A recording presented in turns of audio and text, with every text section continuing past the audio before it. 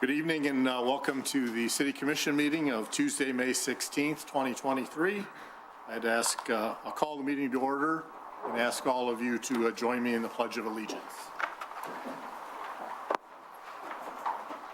I pledge allegiance to the flag of the United States of America and to the republic for which it stands, one nation, under God, indivisible, with liberty and justice for all.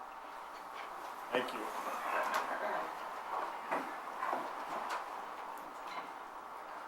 Roll call. Mayor Pro Tem Jenks. Present. Commissioner Elder. Present. Commissioner Rozelle. Present. Commissioner Olsman. Present. Mayor Paul present. Approval of the agenda. Do we have a motion? So moved. Second. Comments or questions? All those in favor? Aye. Aye. Opposed? Motion carries. We have a motion to approve the consent agenda. Second. All those in favor? Aye. Opposed? Motion carries. We have 3 communications. We have a motion to receive and file. So move.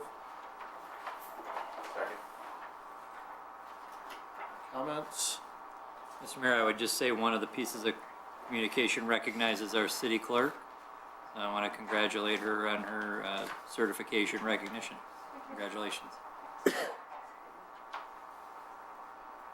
All those in favor? Aye. Aye. Opposed? Motion carries. Proclamations. We have 6 of them this evening, so I hope everyone has some time. Well, I'll try and get through them fairly quickly here. Our first one is a proclamation of the City of Huntington Woods recognizing the month of May 2023 as Jewish American Heritage Month. Whereas Jewish American Heritage Month is an opportunity to celebrate Jewish Americans and encourage all to learn more about Jewish heritage in the United States.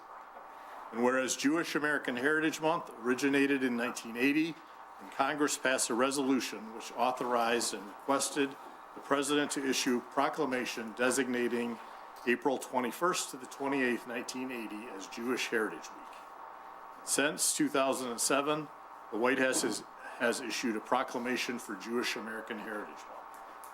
And whereas the American Jewish community has grown to over 6 million, representing approximately 2% of the American population today.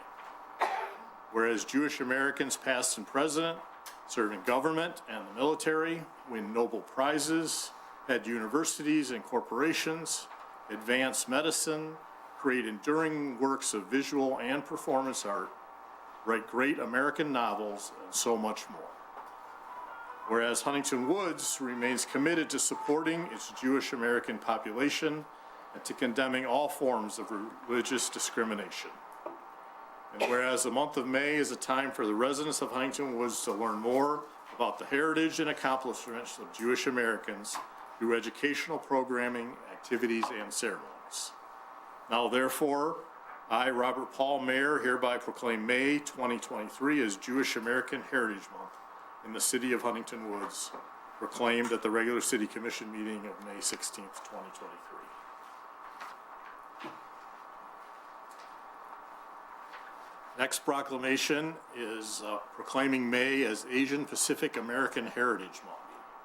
Whereas the month of May was chosen as Asian Pacific American Heritage Month to commemorate the immigration of the first Japanese citizen, Okama Manjura, to the United States on May 7th, 1843, but also the anniversary of the May 10th, 1869 completion of the first transcontinental railroad, built with backbreaking labor of nearly 20,000 Chinese immigrants.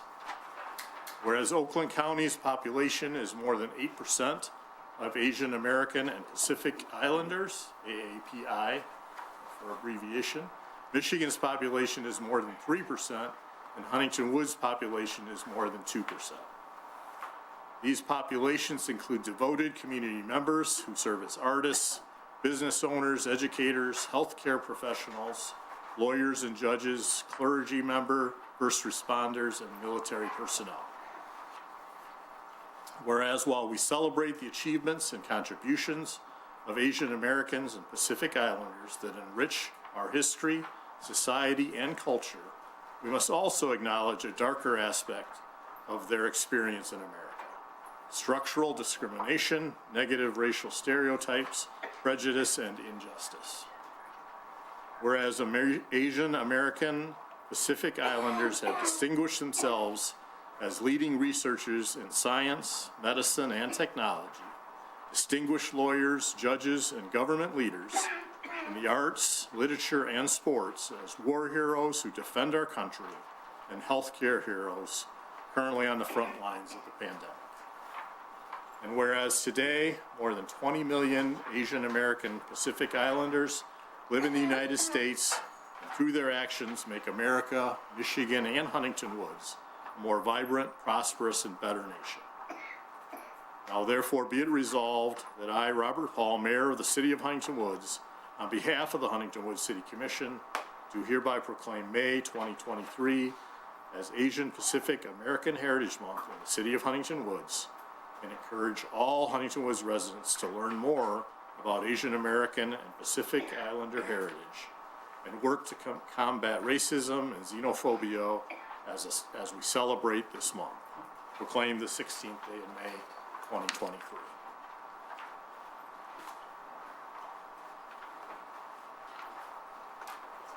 Okay, next up, declaring the first Friday in June to be National Gun Violence Awareness Day.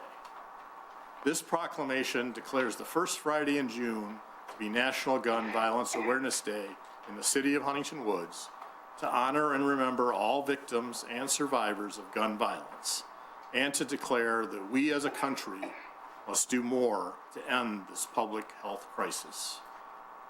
Whereas every day more than 120 Americans are killed by gun violence and more than 200 are shot and wounded, with an average of more than 17,000 gun homicides every year.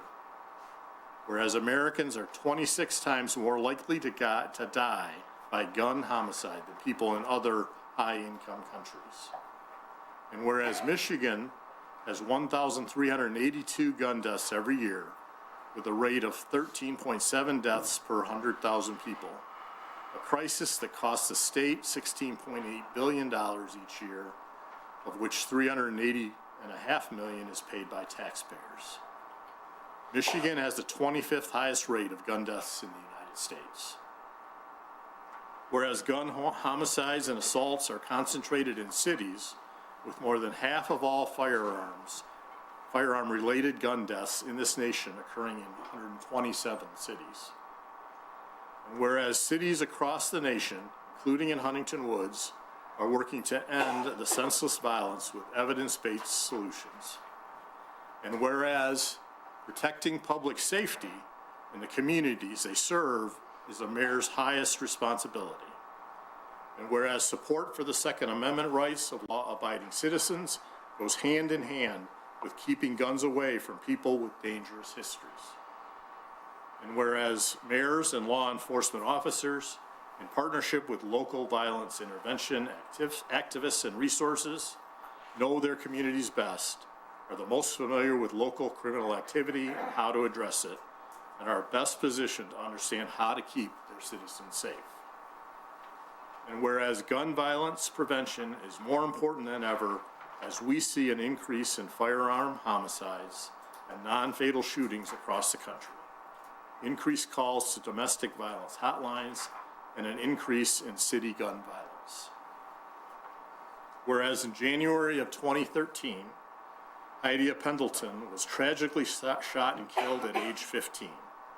And on June 2nd, 2023, to recognize her 26th birthday, people across the United States will recognize National Gun Violence Awareness Day and wear orange in tribute to two things: Heidi Pendleton and other victims of gun violence, and the loved ones of those victims.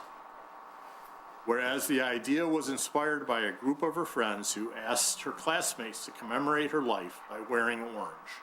They chose this color because hunters wear orange to announce themselves to other hunters when out in the woods, and orange is the color that symbolizes the value of human life.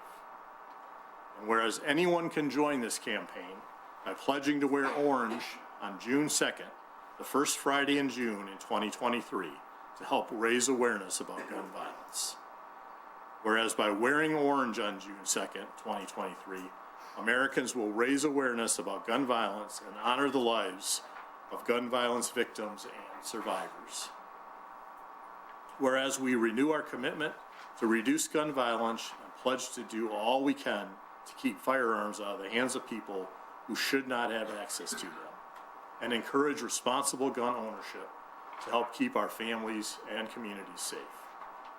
Now, therefore, be it resolved, Mayor Paul and the City of Huntington Woods declare the first Friday in June, June 2nd, 2023, to be National Gun Violence Awareness Day. I encourage all citizens to support their local community's efforts to prevent the tragic effects of gun violence and to honor and value human lives. Hear, hear.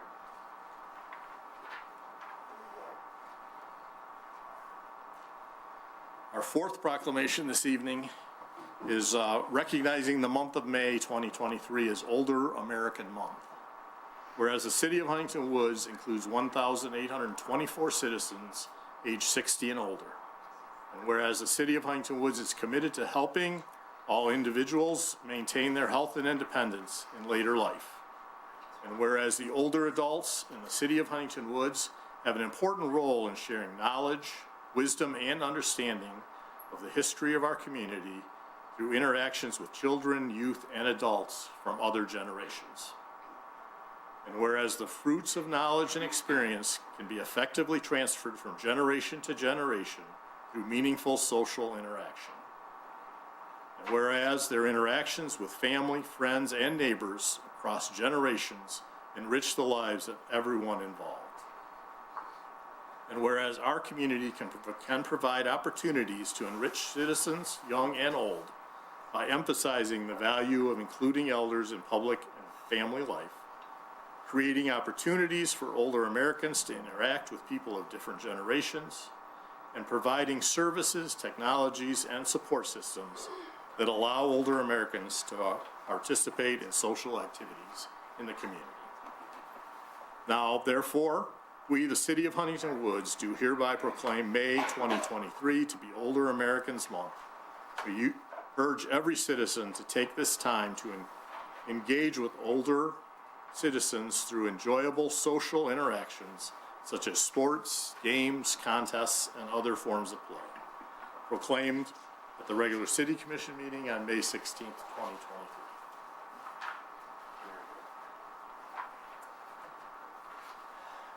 Next up, we have Mark Fink in the room tonight, is a proclamation honoring Mark Fink. Mark has lived in Huntington Woods for almost 50 years in a very prominent home in the Hill Historic District.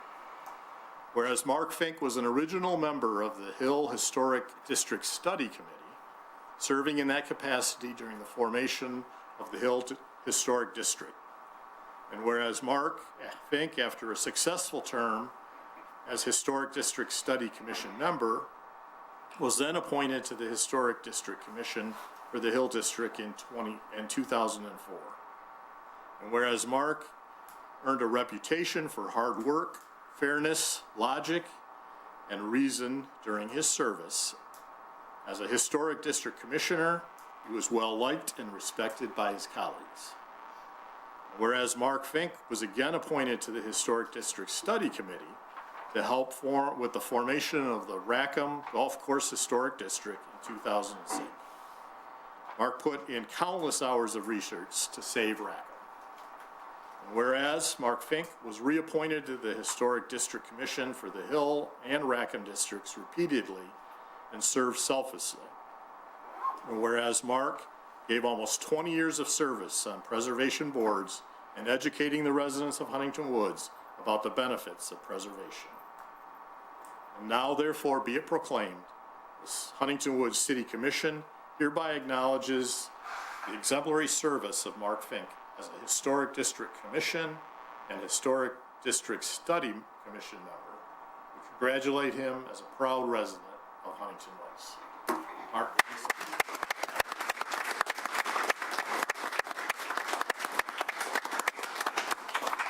you like to say anything?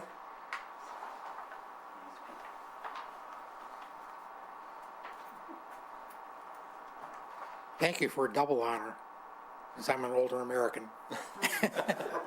And it's been my great pleasure to serve the city on this historic district boards. Thank you.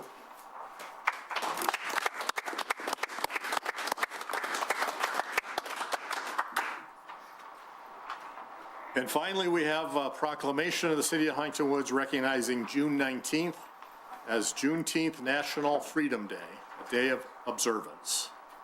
Whereas America does not only celebrate our independence on July 4th, on June 19th each year, we look back to the day in 1865 on which Union General Gordon Granger led troops into Galveston, Texas, to announce the end of the Civil War and the insidious institution of slavery. Thousands of enslaved people in Texas, among the last to learn of their independence, tasted hard-won freedom for the first time. And whereas over the next several decades, African Americans who journeyed out of the South seeking better lives brought Juneteenth celebrations with them. The thousands who settled in Michigan taught our state that America's struggle for independence did not end in 1776 or 1865, but continues to this day. Whereas Juneteenth, I urge all Huntington Woods residents to reflect on the ongoing cause of freedom for Black Americans, remembering that through General Granger's announcement in 1865 called for absolute equality, that vision was and remains far from complete. Whereas in 2021, Huntington Woods City recognized Juneteenth as a city holiday, and we raised the Juneteenth flag proudly over City Hall. Let us celebrate how far we have come and take stock of how far we must go. Honor all those who have lived and died in pursuit of a more perfect union. And now, therefore, be it resolved, I, Robert Hall, Mayor of Huntington Woods, do hereby proclaim June 19th, 2023 as Juneteenth National Freedom Day, a day of observance. In witness whereof, I have hereby set my hand and caused the Great Seal of the State of Michigan to be affixed the 16th day of May, 2023.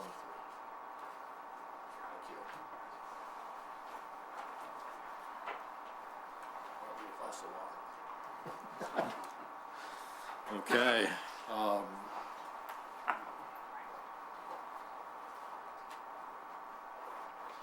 Do we have any elected officials here? I don't see any, so I'm going to move past that and move on to public participation. Now is an opportunity for the public to address the commission for any item that is not on the agenda. If you're interested, please come forward.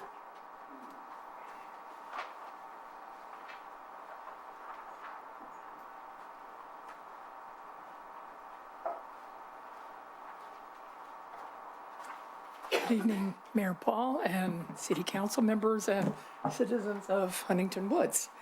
My name is Yehudis Brea, not a citizen of Huntington Woods, your neighbor in Oak Park, but I am a member of the local chapter of Moms Demand Action for Gun Safety in America.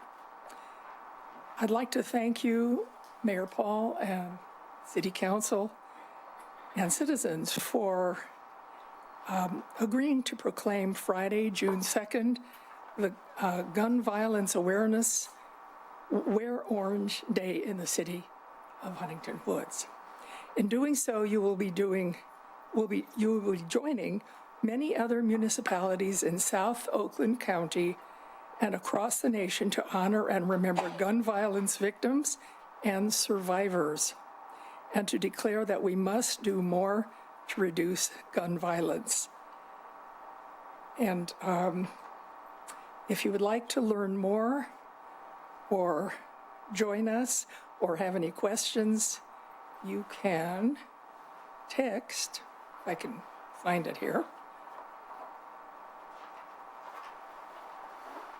text READY to 64433. That's text READY to 64433. Thank you very much. Thank you.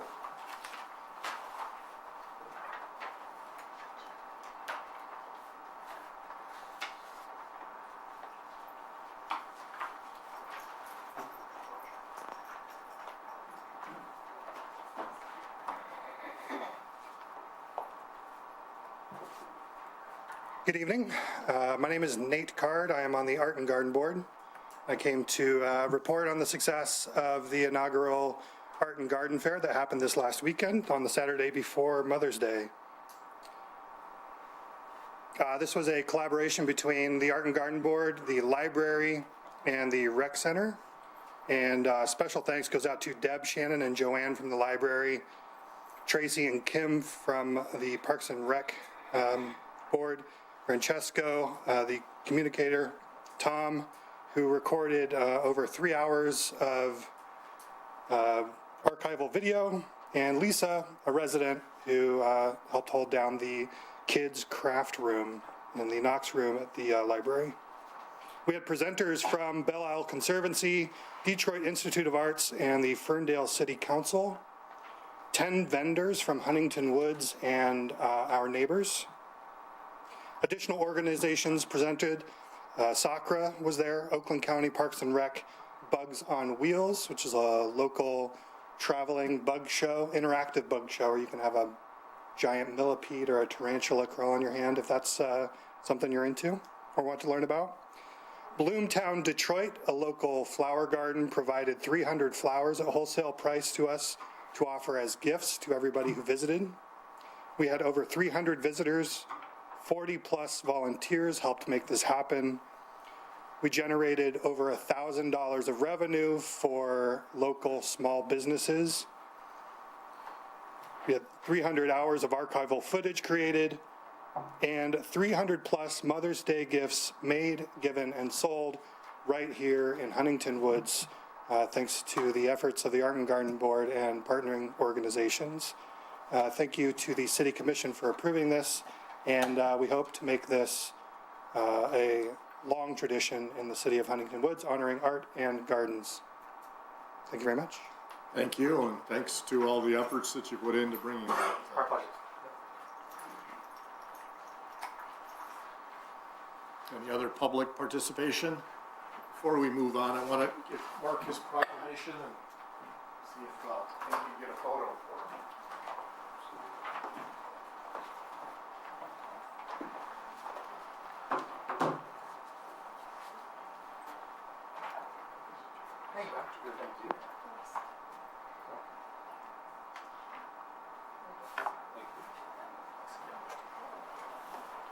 Wonderful.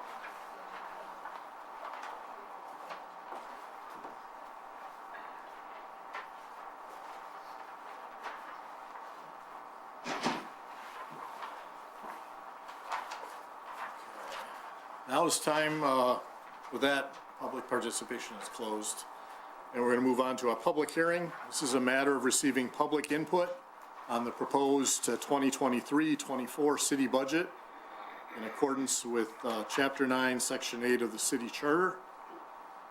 If you have a comment, please come forward. Okay, seeing none, the public hearing is closed, and we'll move on to our regular items of business. Item number 1 is a matter of adopting the city budget for fiscal year commencing July 1st, 2023, and ending June 30th, 2024. Ethan, you want to give us a quick review? Yes. Head out of the way. So this is basically, is this on? Oh,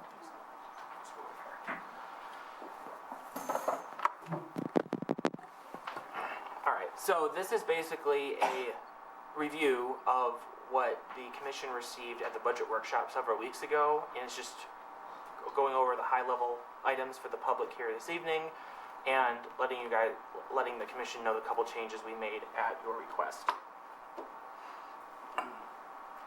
So we're gonna just go through quickly and then move on to what we modified since then. So our budget continues with current staffing levels and expands the number of part-time workers at the rec center and the library. In addition, there is a additional public works labor that we hired, bringing up their total to 9 full-time workers just to help with the workload around the city, as well as wage increases for rec center employees to keep up with the current hiring environment. And there's also an expected COLA wage increase consistent with union contracts. We are currently in union negotiations with our police officers union, and that information will be coming out when we wrap the negotiations next month. The proposed budget calls for increased levels of service, more maintenance projects, and capital planning items. For taxes, our taxable value increased 5%. The millage reduction fraction was over 1, which means there's no Headley rollback due to inflation levels that tie the tax rate. This is the first time we've ever had that Headley rollback. The first time in 40 years, I should say. It's been a very long time. The gross overall millage will decrease 0.56%, which is always good. It means people are paying less taxes. On for pension, sorry about the typo up there, $1,018,092 will be the MERS required contribution. We recommend keeping our contributions level for this year, but we did include an additional $900,000 into the pension contribution, and this is up from $400,000 last year. So we're really trying to close the gap on that pension system funding. The latest actuarial evaluation that we have has the pension system funded at 71%. I looked back last year, and the commission received and filed that report in July, so at the July meeting, we should have the latest report from MERS. And for our defined contribution plan, we are projecting $248,015. And you can just see the graph that commission has seen, which is seeing our funding percentage for our pension has gradually increased over the last 5 years or so. For other related benefits for OPEB, pay-as-you-go for current retirees, we are projecting $301,098, and then it includes an additional $428,044 contribution towards the liability. The current liability stands at about $5.4 million as of our current actuarial evaluation. We had quite a jump this year in the percent funded. This is due to assumption changes, stock market performance, and less retirees in the plan. It'll fluctuate from here on out as it always does. For the water and sewer fund, the water and sewer rate increases 4% following SACWA's 3% rate increase. Sewage and stormwater disposal costs increasing 3%. So we pay $104,928 combined sewage and stormwater charges to Oakland County for sewage disposal, and that has gone up 5% since last year. Construction projects for this upcoming fiscal year, $3.8 million in construction projects, $600,000 for a rear yard pipe replacement that's being done for several residents, several homes, properties that have a rear yard sewer system that needs repair. And then just over $3 million in road replacement for the following roads: Hereford, city limits to Dundee, Hendry to Dundee, Hendry, Wareham to York, Nadine/Salem, Huntington to Woodward, Pembroke, Nadine to Salem, Pembroke to Nadine, Talbot, Henley to Berkeley. These contracts were approved earlier this year, and work will begin this summer. And in addition, there's a $180,000 road mill and resurface plan as well, and that's just a simpler, just resurfacing the road rather than doing the whole road and sewer, which is the above bigger number. Capital expenditures, $454,800 for this current fiscal year. Personal computer replacements, office desktops. This is a revolving expense. $8,000 this year. $15,000 for the awning, which is out here. It's covered in mold and tearing, and it just looks terrible. So we're budgeting $15,000 to replace that. City Hall sign is going to be the one out here on Scotia. That will be replaced as well. It's $20,000 there. Postage machine, the city postage machine is also budgeted to be replaced. Currently, it's spitting out higher numbers than what the postage rate is, which costs the city. So it's time to get a new one. $50,000 for new City Hall cubicles. They're falling apart. Some people's drawers won't open, and they're about 40 years old. So city administration came to the conclusion that it is time to replace those. They're fully depreciated. They are fully. They owe us nothing. Yes, they owe us nothing. The mini excavator, this is a DPW ask, and what we're going to do is contribute $50,000 to it each year for the next 5 years or so to have enough to pay for a new one, and those cost about $250,000. And then for our sweeper, we want to refurbish it instead of buying a new one to save money, so there's $5,000 there. And then for Parks and Rec projects, we have $80,000 for the Burton Park infield, $37,000 for the Reynolds Park fitness shade, $30,000 for the Reynolds Park pavilion shade, $10,000 for the gym floor relining in the rec center. This isn't resurfacing. Lining is just the lines for the basketball court, so kids can play basketball for our recreation programs. $10,000 for library technology improvements. Given that the digital age, our library director has asked for more money to contribute towards, providing more services for residents like copying and other computer-related items. So that's what that money is for. They also want a new copy machine for residents who need to copy things. It's a charge down at the library, as well as HVAC improvements for the library. That's the big ticket item for them at $55,000. Their system's very old and inefficient. And it needs to be updated, so that has been put in there. And then this is a new addition since the budget workshop. The library has requested a space study, shelving space study to be done. And then next fiscal year, we're looking at about $150,000 to replace the shelving for the library books. And then moving on to public safety. Public safety is a little bit simpler. Body cams and tasers are on a rotating replacement program. This ensures that everything is up to code and up to protocol. As equipment expires, we have to pay to get new equipment in there.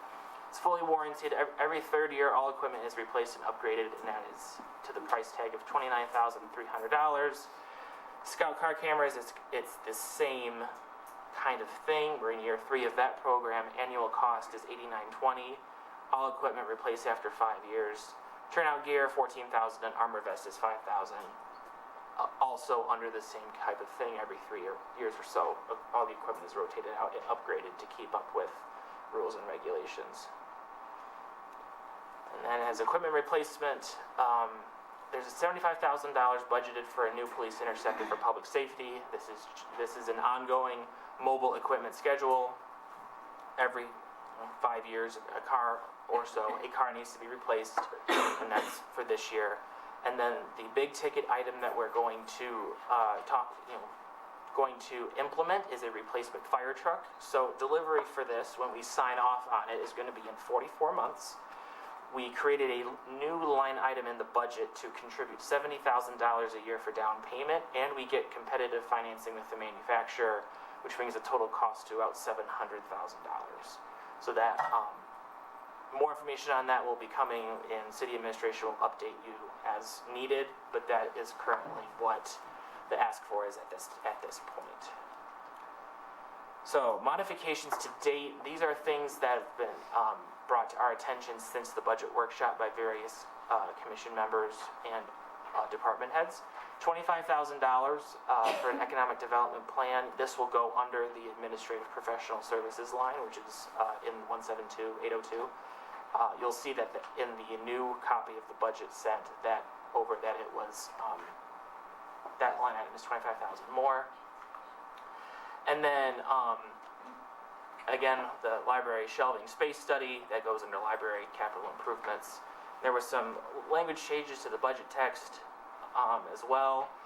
You'll see that in your new budget copy. And then the big one that Chris and I found was, and you'll see this later on this evening, agenda item number 5 under third quarter budget amendments.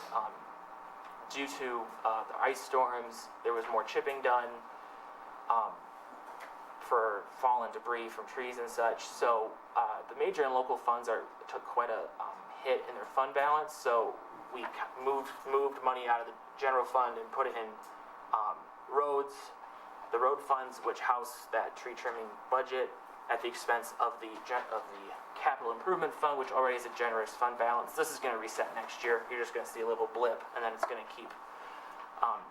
keep steady. We're just trying to make sure that all of our bases are covered here. And then, as I talked about earlier, $150,000 for library shelving, and $50,000 for EV charging stations in fiscal year 24-25, and that's going to be included on the CIP 5-year plan, which is in the budget document. Any questions or concerns for myself or the city manager? Yes. Yeah, there have been a number of grants that have been available to cities for the EV chargers. I hope that we can get that money from state and county funds, so it doesn't come out of our general budget. I would also hope that we can look at the HVAC money for the library and do the same kind of things. There is current federal funding which will expire. We may be too late, but it would be smart to try and get that. Noted. They'll give you 80 to 100,000. Mr. Mayor, I have a question as well. Before we continue conversation, can we get a motion Oh, to resolve that the commission approves? So move Actually, second. adjustment. What are we approving? The adjustments. to You got the language there?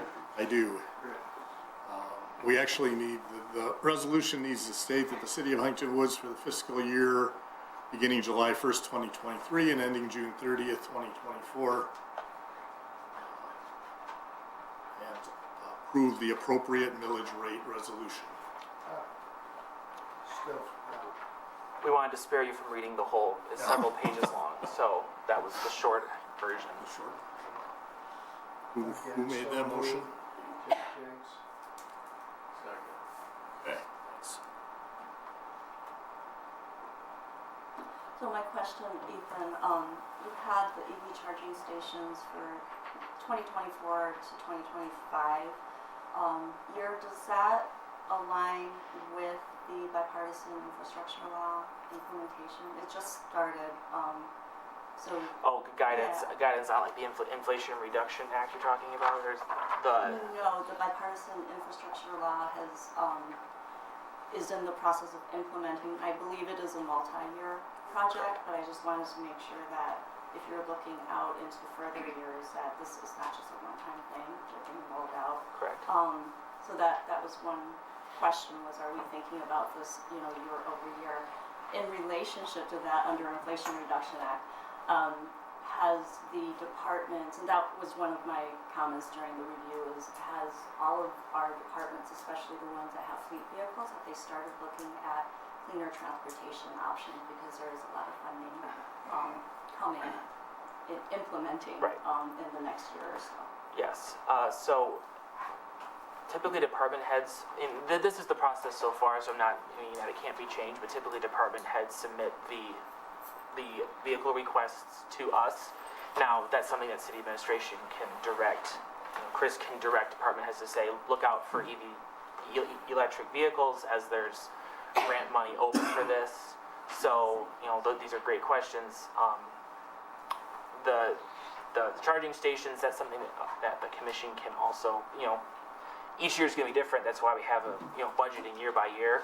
So if that's something that the commission wants in subsequent budgets, that's a very easy number to put in, and we'll just prepare for that to be in line with those, with that green technology law. Yeah, I would encourage the departments to look at each program. There's different ones. These are not completely 100% grants, right? They Correct. always require some kind of match from the local government. So I would like us just to be proactive and plan ahead.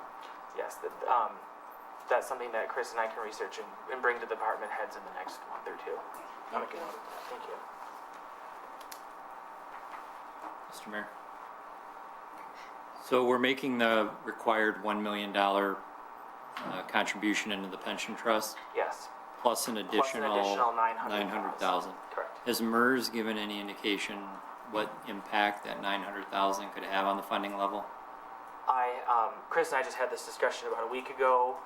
So, lately, MERS has been slower to get out their yearly actuarial evaluations. We don't get it before late June, which is frustrating, especially for me in the budget process, because I want these numbers faster to show you guys. They have not given any indication that's something I could look into, but I don't think it would get very far because they're in the middle of that process. Okay. And I think we discussed this in the past, and I think it's really important that we push with the municipal league, that cities like us that have gone through and been very fiscally responsible in how we have funded our trust obligation and not just turned a blind eye, essentially are being penalized by the state legislature and getting $0 as opposed to communities who allowed their pension trust to go unfunded and prioritize other things are getting free money from the state. And I have a real problem with that. So I really hope that we talk to our state rep and our state senator, as long as the league and that bill, that law, or the bill that's been introduced and potentially become law, needs to be changed to account for cities that did the right thing. At this point, I did sit in on the Treasury webinar. They are already moving forward with the program. However, I've heard a lot of similar pushback from cities, other cities besides us. So Chris and I can look into that and see if there's wiggle room on that. Typically, Treasury builds wiggle room into these types of things.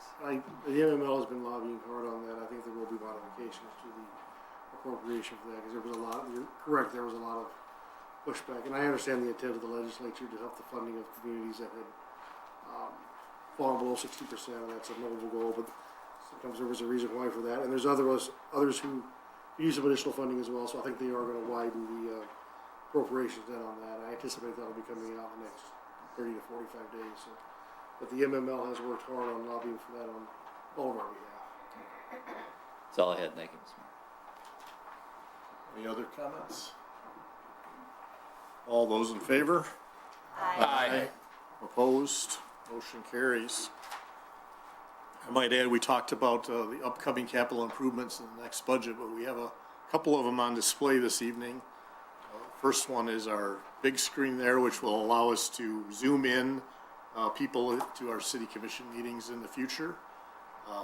As well as you're seeing all of us with the laptops up here. We're trying to go paperless, the city commission. If we lose it on our computer, we might have a few issues during the meeting. We're getting used to all of it, but jumping into the modern era here. So item number 2 is a matter of considering approval of a petition from 10404 Borgman for an off-street parking. If there is someone here that would come, please come forward and. I'm not sure the procedure. Yep, please come forward and introduce yourself and just tell us a little bit about why you're asking for this. We have read your petition, so we are familiar with. Oh. Well, All right. Amy has the home next door, and so she bought this home in August of last year. The home was demolished in January, second week of January, with the intention of either building another home on that parcel or incorporating it into her yard.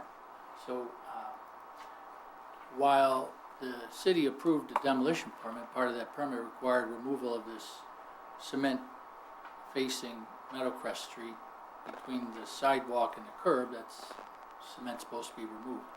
Well, if we have a home built on that parcel, well then that cement would make it a lot cleaner and easier to access the yard for home construction purposes. And if we don't, over the next year, then if theoretically we retain that, we can also use it for off-street parking.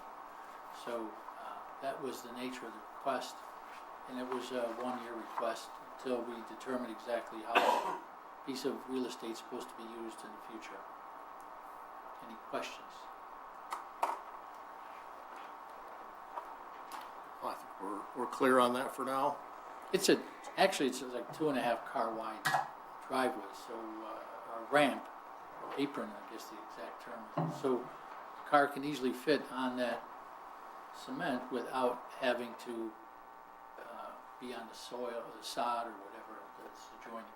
And it has been used, and when we had the snow emergency, what was that, in January, where you couldn't park on the street, even in the daytime, that was that area provided additional parking for the residents.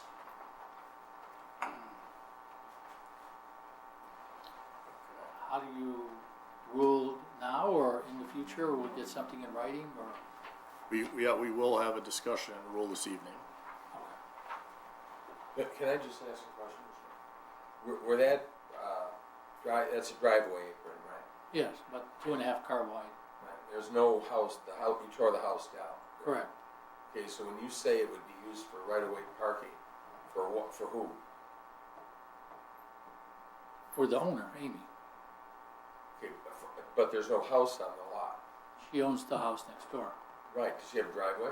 Yes, Why would she need a right-of-way parking spot? sometimes big family parties. That's all.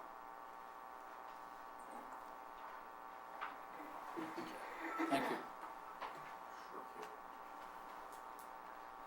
Can we start with a motion and then we'll have further discussion? Yeah, Mr. Mayor, I move that the city commission deny the request to allow the driveway to remain on the right-of-way at 10404 Boardman, because there's really no good cause shown to allow it to continue. There's no house on that lot and no plan to build a house, and no reason for that to be there. Plus, it was part of the demolition plan, as I understand it, for the house. Do we have a second? Second.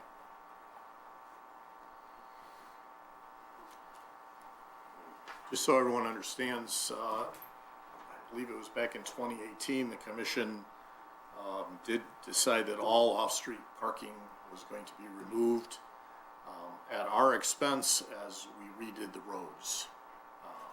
It's also, it has been for quite a long time, part of the planning code that those spots should be removed when the sale happens. However, that has been loosely enforced over the years. So the city took it upon themselves to be proactive about this and do that as we were replacing roads and curbs. Mr. Mayor, it was actually 2050, 2015. 8 years. Mr. Mayor, I have a question for City Manager. So on the demolition permit, when the applicant makes requests for the permit, is it fully disclosed that the driveway approach is required to be removed and curb restoration, if necessary, is part of that permit? That is correct, yes. And there's nothing on file about a new home that's before the planning commission or anything that's eminent? We've not seen any plans for, no, new plans have been submitted, no. Thank you, Mr. Mayor. Mr. Mayor, I have a question for the city manager as well.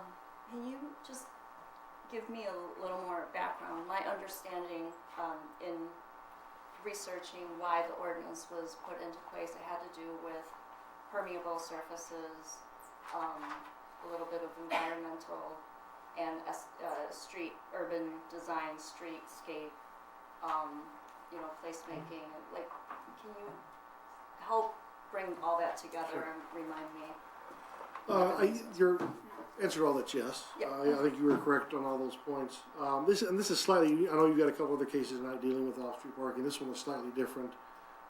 In the other cases, you have places that have been allowed to hard surface an area of the right of way many years ago. They've maintained those with some permission and permitting from the city.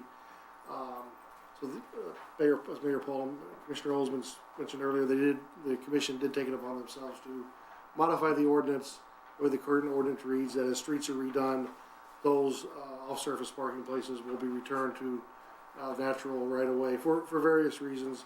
Not least of what you mentioned was the stormwater runoff issues and because those hard surface areas do increase the impervious surface, and a combined storm system, as those of you who lived here for a long time know, those are issues. So we've removed quite a few. We're in the process of removing those as we redo the streets.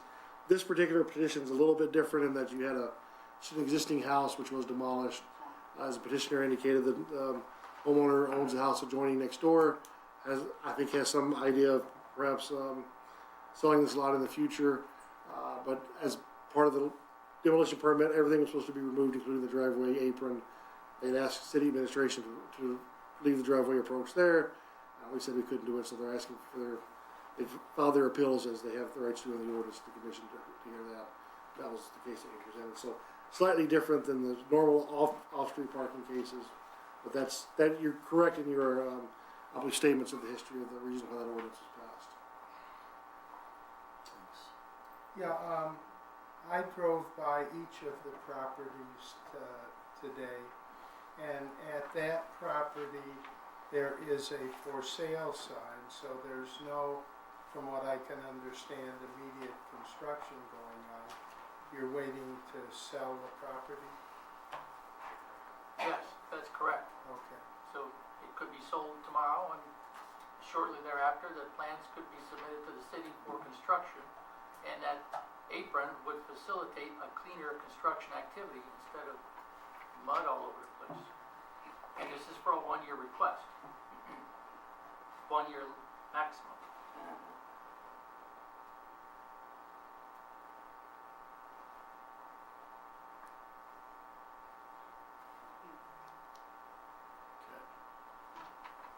Any other comments or questions? All those in favor? Aye. Opposed? Motion carries.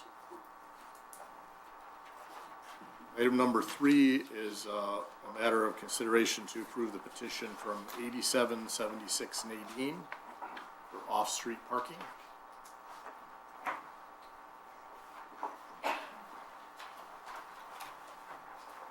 Good evening, Mayor Paul. Good evening, Commissioners.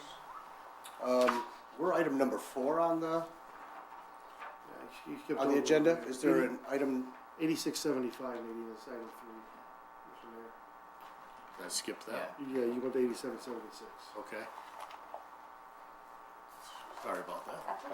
That's okay. See you in a few minutes. 8675 Nadine. That's me.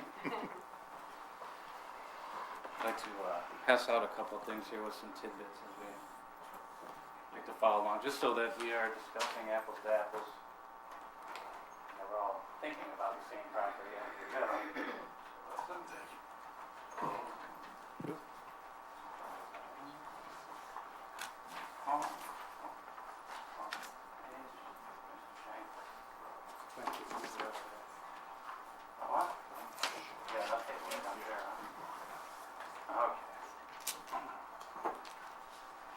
Well, I appreciate you guys giving me an opportunity to discuss the removal of our off-street parking at 8675 Nadine. We, I believe, are the exception to your blanket rule of the removal of the off-street parking, and I'd like to explain why I feel that way. In my first page here, I'm going to show you just how close that my driveway is to the crest of a hill, and if you backed out of my driveway, you end up in the eastbound lane of oncoming traffic, 27 feet from the crest of the hill, which is notified by your newer signs that have pedestrian crossing signs that I talked to DPW about, and they were put dead center at the top of the hill at the crest, so I used that measurement to my driveway, and I came up with 27 feet. Now, as we get later on in these pamphlets, and I'm continuing to work on more information and gathering more scientific information for you, but I've only had a couple of weeks, as we were notified on April 27th that there's construction at all, and by April 29th I was asking about what's going to happen with the off-street parking, and that's when I was informed that it's going to be removed. And here we are at the very first commission meeting available to us to discuss it, and we're already 2 weeks into the construction process. So we haven't had a lot of time to put this together, and I have a serious concern for the safety of my family, talking about backing out, being fully exposed into an eastbound lane with somebody going 25 to 35 to 40 miles an hour, starting their descent on the hill. And you've all driven this route before, and I'm sure at times you've even found yourself going a little too fast. Perhaps you've had your foot on the gas a little too long. I've been trying to come up with different ideas of why, besides the aesthetics and the runoff after over 30 years of it being functional, and that form should continue to follow function, because we've had no accidents. We've had no traffic stops per se, although I'd like to get into that a little bit later as well. So with all this being said, I am the exception. This house is the exception. We've had close calls and near misses. I'd like to explain what a near miss is to me and my family. If we back out of that driveway and we are fully exposed, and at times we do that, we usually use our off-street parking as the barrier. I call it a safety zone or a buffer. I always, if I'm ever taking my 2-year-old or my wife anywhere as a family or going somewhere, I always use the off-street parking as where we're going to get in the car, because it gives me about 70 feet to look into my rearview mirror, to pull out onto Nadine, and to check my rearview mirror, see if anybody's coming over that hill. Multiple times, somebody's already on my butt like that, and I didn't even see him coming. That's a near miss. An even closer miss is when I'm backing out of my driveway, somebody comes over that hill, doesn't even know I'm there, doesn't hit the brakes, actually gives me a beep, and ends up in oncoming traffic in the westbound lane. Now, God forbid, and it hasn't happened yet, but I can assure you, it's not an if, it's a when. You remove the off-street parking, you are completely throwing off the function of the hill. I can assure you. What's going to happen is they're going to beep at me going 30, 35 miles an hour, go right around me in oncoming traffic. And one of these days, somebody's going to be heading westbound. And maybe they'll hit, maybe they'll avoid again, but they're going to end up on a sidewalk. Maybe they're going to end up through Rose Ritter's fence. I'm not sure, but this plays in my mind every day. And it's certainly played in my mind over the last couple of weeks as this was thrown at me as, what do we do now? How do I protect my family? So with that being said, first page, 27 feet between the crest of the hill and my driveway into oncoming traffic. It's a very important number, because at some point we're going to realize how long it takes people to stop if they're on it, if they finally see me when they get to the top. If they happen to be distracted, which is a number one cause of car crashes these days, the various things in your car that could take your attention away, it seriously minimizes the opportunity for me not to get hit. So with that being said, I've included a couple of pictures, a couple pages in, of their sign that says Hill Blocks View. I'm on a hill with blocked views and no parking signs. So I wanted to include that picture. Also, in the distance of the first picture is the pedestrian sign that I mentioned that dictates the very crest of the hill. I am 27 feet past that circled sign that you barely see off in the distance. So I just wanted to make mention of that. Try to put things in perspective. I hope that you guys all came out. I'd ask you guys to come take a look, as this is a very unique case, and I hope that you guys approach it that way. The next picture is of a car coming, who's finally reached the crest, and I was just hoping to show you that 27 feet is such a short distance that without, you guys do take away the off-street parking, and I back out onto the eastbound lane, my car is fully exposed. I am fully exposed. I don't know the technical term, but I've been calling it getting T-boned. Okay, that's when a car runs into your side and slams right into your passenger side, and right? So with that being said, we've all seen excessive speeds there. I've seen it over and over countless times during the day. So I just wanted to show you that distance and how narrow of an escape it actually could be. The next couple of pages include vehicle stopping distance and time. We're continuing to gather information just to further prove our point that any little distraction or no distraction at all, 3 pages in, has a little chart. And the chart states that somebody going 30 miles an hour with human error, what was that movie? Anyway, with the airplane, and there was human error, and it takes time for somebody to process the fact that there's actually a car in front of them when you're coming over a blocked view. With that being said, just 30 miles an hour, when I personally feel people are going much faster at times, they need 66 feet with the human error part. I have 27 feet. So obviously, there's a disconnect between being hit or not. So we have those as well. And then the next page, I requested a Freedom of Information Act request form. And I asked the city to please let me know any traffic or accidents that have happened between Huntington and Hendry on Nadine as far back as we can go, because these off-street parkings have been here for 30 plus years. I got a check mark in the denied material request does not exist. So I said to myself, well, that's great. So we know that the function is working, right? If there's been no accidents and we've had relief of the off-street parking for the 3 residents that have front doors on a hill with blocked views and no parking, that something's working, okay? That the form follows function. And we should stick with that, because why throw a wrench in the spokes when it comes down to citizen safety? It just happens to be my home that is the exception. Now, not to throw a wrench in my own spokes here, but I happened to be sitting on my porch on a Tuesday night at 11 o'clock when I watched a friend of mine get T-boned at Nadine and Hendry. I don't know why it didn't make the list that I asked for, but shortly after I watched that, you guys put up stop signs and took out the yield signs. A 20-year-old au pair was heading home at 11 o'clock on a Tuesday, and the only two cars on the street at 11 o'clock on a Tuesday found each other, and a T-bone accident happened at Nadine and Hendry. I'm not sure why that didn't make the list.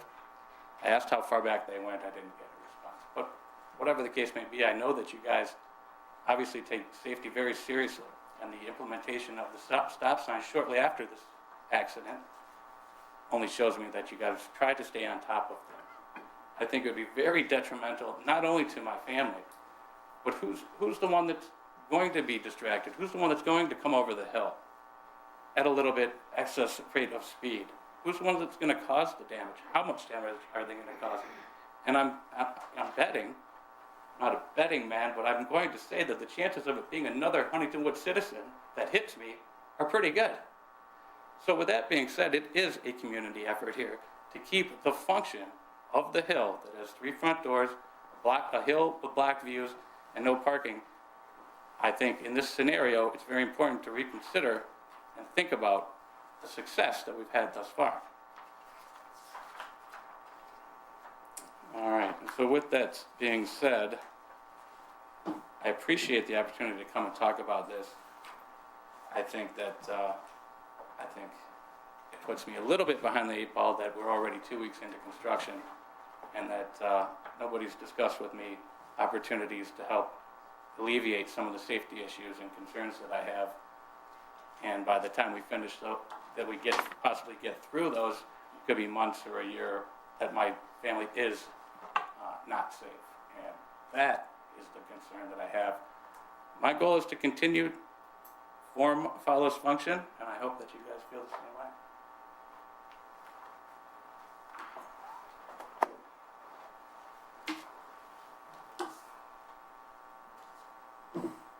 Okay, do we have a motion?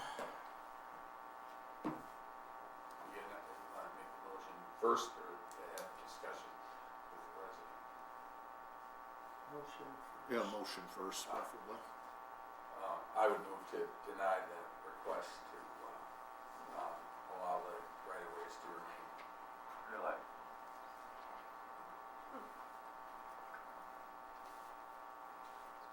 Do we have a second?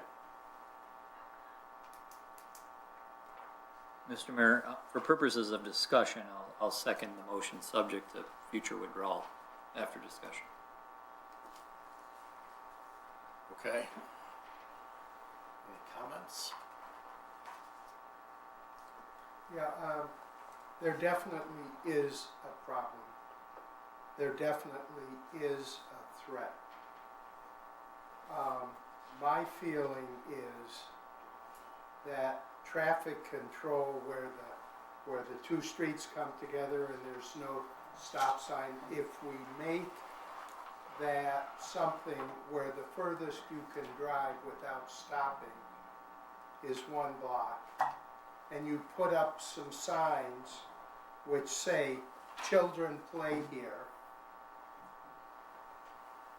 And if we have to put in a speed bump, I mean, it's nice to say there's a hill there. But you've got a 2-year-old that's gonna grow up, he's gonna be a high risk, not just with the car, but he's gonna be a high risk for many years. And so, given that, there is signage that public safety can develop. And there are additional stops that can go in that area. If those don't work in slowing people down, it will not only slow people down, but they'll get aggravated because they're slowed down and move on another route to get out of the city. The minute you start putting stop signs up where people think this is a through road that I can go at my own will and speed, you will divert traffic. And you have a very, very important reason for lowering the risk on that block. It just, I believe that it can be done by signage. We are trying to remove all of those special spaces. I humbly disagree, but I I appreciate you, I appreciate you thinking, I mean, I appreciate, you know. I went by, Yeah, I looked thank at you, it, yes, thank you, and I mean, I assumed you had kids. correct. And a little 2-year-old is completely uncontrollable. You may think he is, or she is. Well, but- yeah, well, No, and I understand that. My whole thinking was, if there was no other alternative, then what you proposed was the only choice that we could take. But there are traffic controlling methods. the speed bumps, although I believe there's been research that people actually try to drive faster because it takes the bump away. So I'm not sure that one's gonna work. Well, there's a number of communities Yeah. where, you I know, know. they're using it. All things to discuss, Yeah. you're right, yeah. Mr. Mayor. Question for our city manager.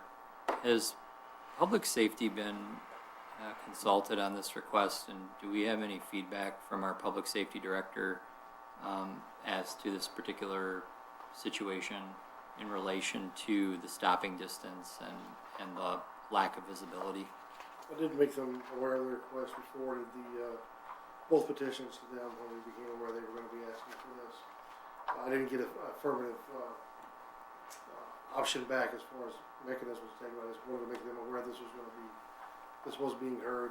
They also got the FOIA request, obviously from them, so it is something we have discussed with them, and they are aware of the issue.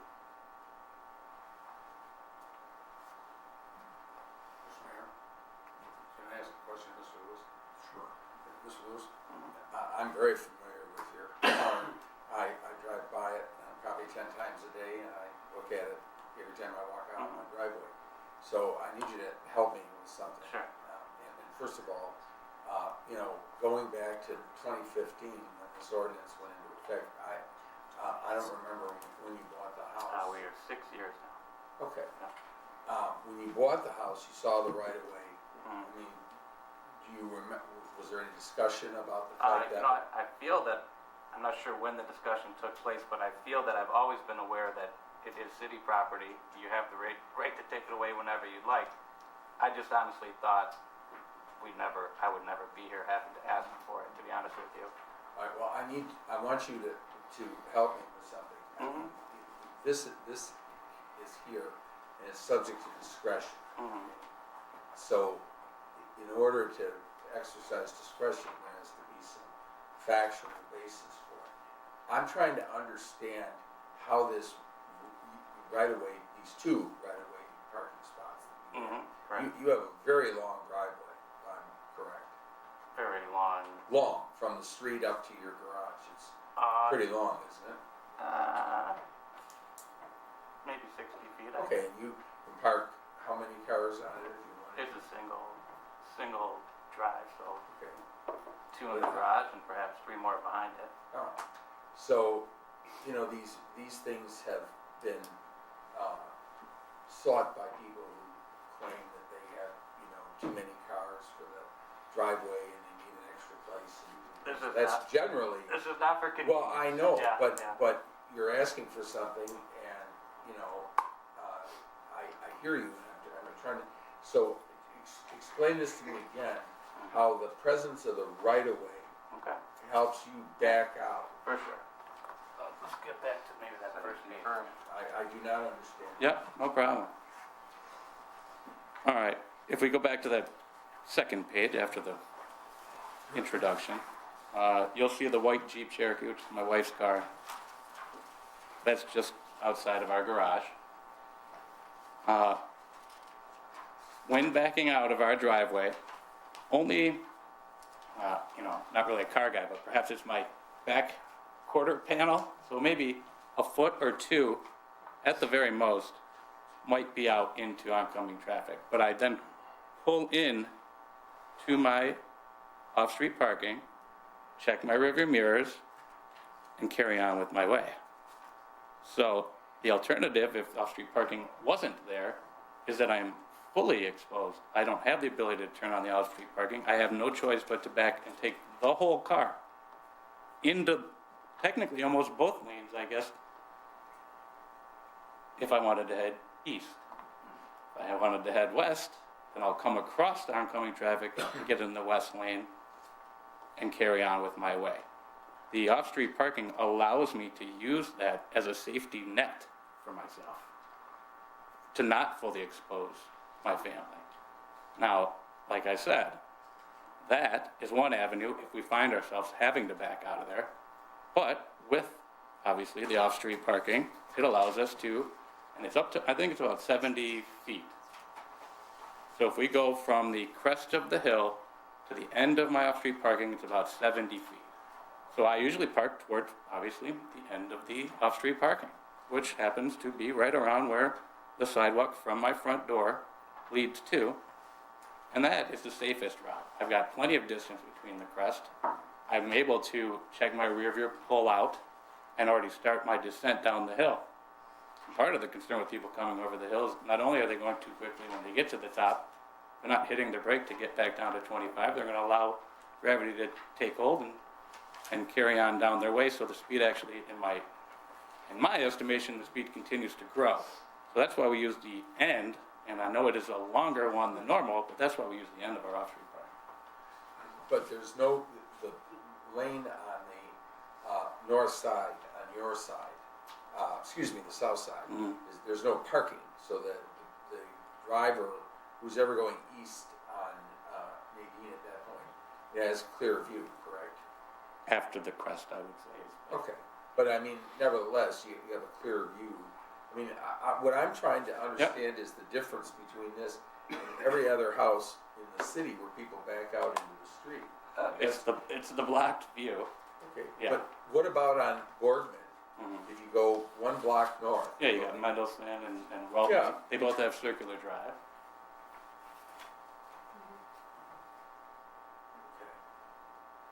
And there's That large white house. A house on the end of Boardman and Huntington. That does not have a circular. On the north or south side? South. Or. Oh, that's or the new one that just sold. Mr. House. Right, that's the new Long Ranch, beautiful house. Well, No. all I'm saying is that I'm trying to. Well, here's the difference. I'm not. No, I get fooling it. with you. I'm trying to. I get it. Here's try the to- difference between that house we just mentioned. When they back out of their driveway into oncoming traffic into the eastbound lane, you can see them from a mile away. There is no block view. Now, if they go back out into the west lane, we might be talking about a block view. But they can travel east without hesitation because there's no block view for the people coming up behind them. They're able to see them. When I get into the eastbound lane to travel east or to travel west, oncoming traffic had the blocked view, and that's the problem. That is the problem. By the time they know, they can't tell if my car is a rooftop of the house down here over the hill, or if I'm an actual car, and by the time they realize it, I've already had near misses. You get rid of the off-street parking, it's all backing, no matter who comes over, whether it's my family, grandma and grandpa with a 16-year-old babysitter, everyone's gonna end up backing out of my driveway into oncoming traffic. That lies the problem. Well, I mean, it's a hill, and there are houses on the hill, and, you know, I think that, I do not doubt your sincerity Yeah. for a moment. And, you know, you say, well, we didn't get notice. I mean, the ordinance has been in place for 8 years, that these parking spots would come out when the streets were being redone. We had 8 years. I mean, everything is open for discussion, especially after 30 years that we've had. Well, no, for example, I don't wanna. No, I get it. I know. I'm not trying. Yep. We're talking. We're just, Take a lifeline when it's being tossed. You got it. Okay? Yep. So I'm trying to work this through. First of all, your comment about the 4 stop signs, or the stop signs rather on Nadine and Hendry at the end of the block, you know, none of this stuff, you said, well, there was an off-care that came, and that's when they went up. I can assure you, after sitting here now for 14 years, that, you know, we use traffic safety consultants. We've had umpteen discussions with residents who want 4-way stops on this corner and that corner. We've had traffic consultants come in who talk about the fact that that actually causes people to drive faster because they have to stop so many times that they try. I'm just. I get it. I'm just pointing out. always, yes. Yeah. Traffic safety engineering is a whole special area of specialty. Now, with respect to your concern, I don't often agree with Commissioner Jenks, but I think tonight he's spot on in terms of one issue, but not necessarily as phrased. I think if it's a matter that may be worthy of a traffic safety consultant evaluation. Okay, I mean, before, you know, it's a public street, it belongs to everybody, and, you know, you're talking about people speeding and stuff like that. I can't tell you how many times in front of our house, I mean, I've watched people go by, I swear to God, they're going 50. I'm telling you. I know, but on the hill, I mean, I drive that hill every day, multiple times a day, and, you know, what you're describing is this constant threat of, you know, harm. I mean, I'm not seeing that, but again, I mean, where there's an issue of, I will say this for your request, that where there's an issue of public safety, then there may be a need for a traffic safety consultant's opinion on it. I don't personally, I'm trying to so you back down and where you drive partially on the sidewalk to get onto the right of way? No, I back out to get onto off-street parking, onto the off-street parking. I could either back in, if I wanted to head westbound, I can back in directly into my off-street parking, and then kind of cross my fingers that no one's coming over the eastbound lane to get into the westbound lane. Or I back out of my driveway, take up a little bit, not the full Monty, just a little bit of the eastbound lane to be able to pull into my off-street. So I can look in my rearview mirror and say, okay, I don't think anyone's coming. Now, it's worked up to this point, but like I said, it still offers close calls. I can only imagine without that relief. I'm telling you, yeah, you get it. You get it. I'm going to tell you again, I'm not questioning your sincerity, and I'm not doubting your concern. What I'm flummoxed about is, you know, how this right-of-way parking spot, which is what it's supposed to be, is a right-of-way parking spot, has somehow turned into a traffic control device that is you're saying, well, I don't care about it as a parking spot. I don't want to park there. I just want to be able to turn around there. Well, that's not necessarily well, what I'm, if that's the way. Well, that's not exactly what I meant, if that's well, but, okay, we call them right-of-way parking spots. Right. And you are correct, it is city property, 100%. Yep, no doubt. It's always been a discussion. And a lot, when you talk about when these were put in and so forth. You know, I moved into my house in 1990, and I remember when I moved in, there was a big kerfluff about our next door neighbor having one of these things that like made whatever the local paper was. And I was just trying to understand Right. what they were talking about. I couldn't understand what they were talking about. So I would say that with respect to a public safety issue or traffic safety issue with regard to the hill, I'm not prepared, as I sit here tonight, to dismiss the concern. I might be prepared to dismiss the proposed remedy as proposed, but not dismiss the concern. But, so I'm going to, with respect to this, I can't move to table it because I made the motion to deny it. Let's have some more discussion before you. Yeah, no, Before you do that. I'm sending out I it's understand. like I said, I'm handing you a lifeline like you used to I have on appreciate you there, guys putting the effort. But I'm not, and again, I'm not doubting your sincerity, and I'm not doubting your concern. I'm just thinking that every person has to back out in their street from their driveway. I mean, it's the same issue, really. You're just saying, well, there's a hill. No, it's a hill with a blocked view. I'm the first driveway after the blocked view. Mr. Mayor, can I That's- jump in? all right. Can I jump That's in? the case. Okay. Thank you. Mr. Mayor, I just have one question, and Yes. that is, do you need as much space in the right-of-way as you have right now? Absolutely. So it can't be reduced at all? I've been trying to also come up and conjure different ideas. And I think when we finally get some more research done, that preliminary stopping chart that I was trying to show you guys is that when I do park at the end of, the furthest away from the crest of the hill, at the end of my off-street parking, it's at 70 feet, something along those lines. I haven't had the exact data that I want yet, but we're working on that. I'm gonna assume that that's gonna fall right into line of where you'd want to be with a distracted driver coming down the hill between 25 and 40 miles an hour. That 70 feet, I firmly believe, is very, very important. So second comment or question is for our city manager. Our next meeting is slated for June 20th. So and I share my colleague's concern and I share your concern about the safety aspect. You know, I'm not a traffic safety engineer. I don't, purport to be an expert. But I do feel like our public safety department should weigh in on this, or our city engineer via the traffic consultant they use to provide appropriate feedback so that we can make this decision.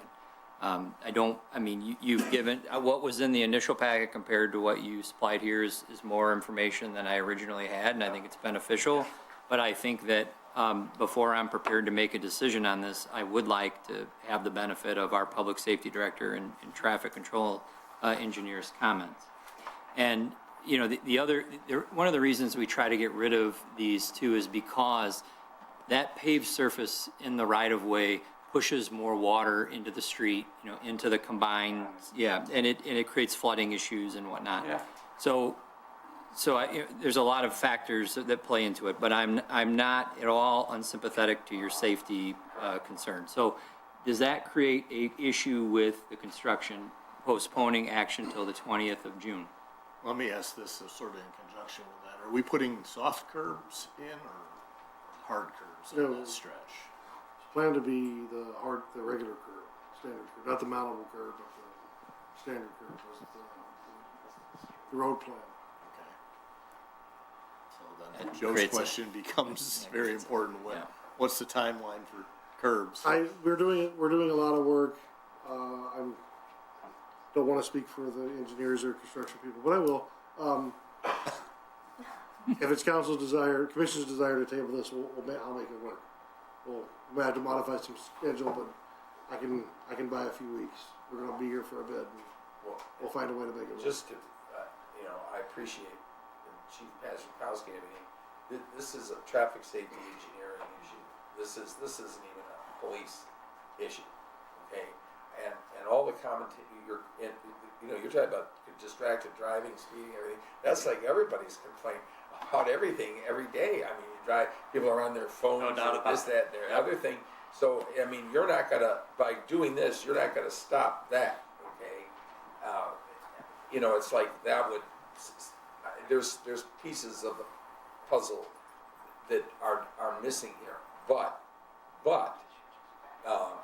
for the sake of discussion, where it is a matter of public safety, not just your safety, but other person's safety. I'm not aware of the accident, of a significant accident history there. And I've lived at that corner for almost 33 years.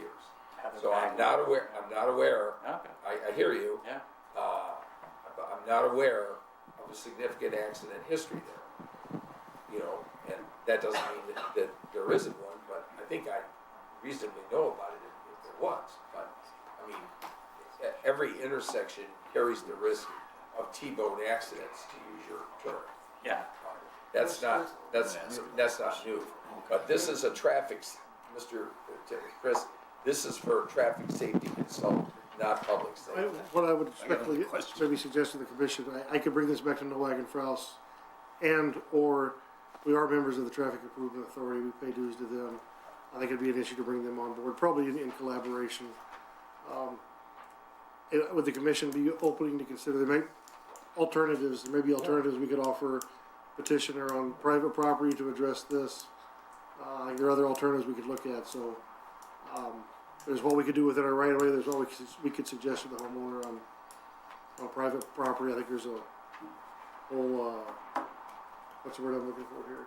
Global, solution to this, that if the commission's agreeable, I can try to bring those back.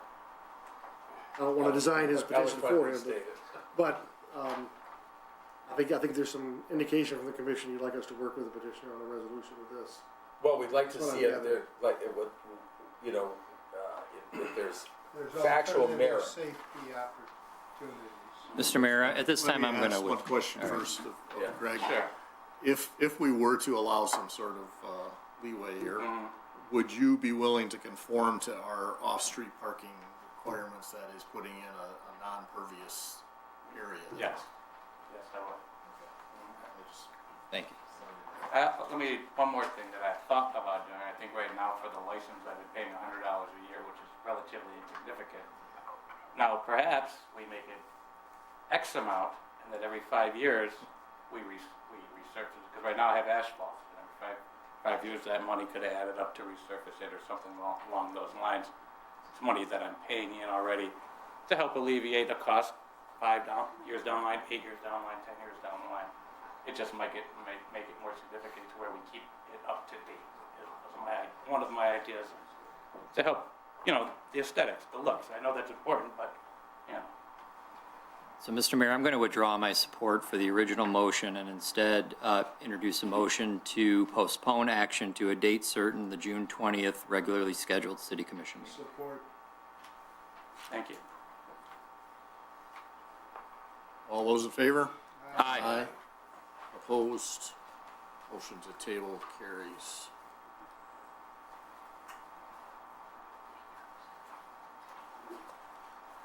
Okay, now 8776 Nadine. Good evening, Mayor and City Commission members. My name is Nancy Stone. I am the owner of 8776 Nadine Avenue. I stand here without my husband as he passed away suddenly a couple of years ago. Because this is such a really emotional issue for me with my home, I've asked a friend of mine to help explain my cause to you today. Thank you. Good evening, Mayor Paul, and good evening, Commissioner. My name is Tom Walters. I'm an attorney and a friend of Nancy's as well. I have some photographs, if I may, hand out that were included with the application and some additional aerial photographs we have. If I can pass these forward.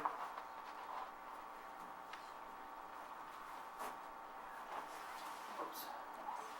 Thank you. Thank you. I think it's important to see this particular property as a whole. And We certainly understand that the city has adopted these ordinances, that the city is going about removing the off-street parking as the renovations occur throughout the city, and that most of these spots will be removed. But I'd also highlight that the ordinances themselves speak to unique circumstances where there are unique properties within the city where a waiver would be warranted and is merited. And I would say in this particular instance, this is a classic example of such a unique circumstance. The ordinance itself has a number of different factors that the commission is supposed to consider when determining whether or not a waiver is to be granted. So I think an analysis of this property begins with looking at those specific factors under the ordinance to determine whether or not this particular property merits a waiver. If I may, I have a couple of blow-ups I wanted to use here, if you'll pardon my back. Okay. Appreciate it.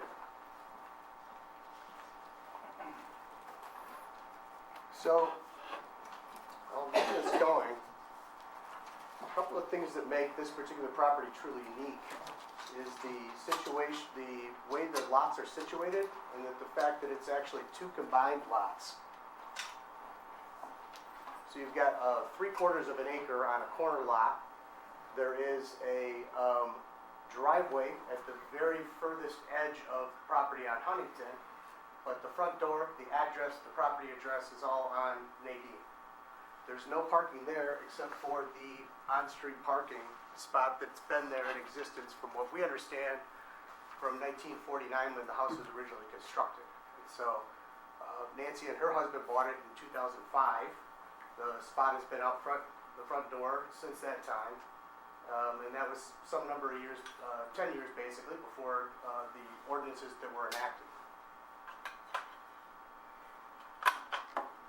So I think the primary factor among the nine, and it's repeated throughout the ordinances, is the concept of something being unique, and that there being something unique about the property itself, not about the property owner. So if somebody comes in and says, you know, I've got 6 cars, but we've only got room for 3, that's really unique to the property owner, not the property itself. This particular property, as you can see from this aerial view, also sits on an elevated lot. So this goes up the hill from the corner of Huntington and Nadine, and the distance from the driveway is over 300 feet down Huntington, around the corner, up the hill to Nadine. Now to kind of cut to the quick here a little bit, there is no on-street parking allowed on Nadine, of course, on either side. But on Huntington, there is on-street parking. So somebody might say, well, why can't you just park on Huntington and walk around to the front door? The distance is about 240 feet around the corner up the hill. And there's also no crosswalk access to the sidewalk here like there are at a lot of corners. And if you recall, there's like a installation at that intersection there, and there's no pedestrian crosswalks across the street. So if you park on Huntington and you have to walk down to the driveway, it's the first available apron across the grass next to the sidewalk, and you end up again with that 350 feet walk to the front door. So when we look at the uniqueness of this particular property, this is a 4,600 square foot home that was originally built in 1949. It's kind of a classic mid-century modern home. Nancy and her husband have done a great job of maintaining the character of that home and the aesthetic of the neighborhood. And they've also invested a significant sum of money in upgrading the landscaping and beautification on that particular site. So I would point out one of the things that the ordinance is intended to do is promote the aesthetics of the community and get rid of unsightly off-site parking spots, etc. This is a property owner that's gone to great lengths to maintain the property, particularly along Nadine where the off-street parking spot is located. Now, when we look at the factors under the ordinance, The first factor is the specific location of the proposed right-of-way parking space. In this particular space, we're not asking for permission to install a space. This has been there since what we understand to be 1949, when the house was originally constructed and these two lots were combined. There is no on-street parking available. There is no other room in which to build like a circular drive out front. And to go down the path of designing and planning and getting approvals for a circular drive or some other accommodation there at the front of the house, that would require the elimination of all kinds of green space, flower beds, trees, etc., which is contrary to the purpose of the ordinance, which is to increase green space and basically improve the aesthetics of the area. Now, the second factor is whether the proposed parking space is located on a street where parking is prohibited. And again, there's no parking on either side of Nadine, and so the space is necessary for that reason. Now, another reason that factor weighs in favor of this particular waiver is because all of the Amazon, FedEx, UPS, Grubhub, the rideshare people, everything like that, they put into their phones, where is this address? They come to this front door location, because that is the location of the house. That's the front door, that's the entrance. And if this off-street parking space isn't there, we all know they're going to stop in the road, put their hazards on, and be in the middle of the street as they do their deliveries, etc. And so the fact that there's no on-street parking on that particular road is another factor that weighs in favor of granting a waiver here. Now, the third factor under the ordinance, and this is section 273, is the unique circumstance applicable to the property that might justify the grant of the waiver. And so as I highlighted somewhat earlier, if you look at the layout of the property, it's uniquely situated on two combined lots. And if you look in the last page of those photos that I handed out, there's an excerpt from a earlier survey which shows this property, again, it's approximately 3/4 of an acre, and it's two combined lots, lot 683 and lot 684.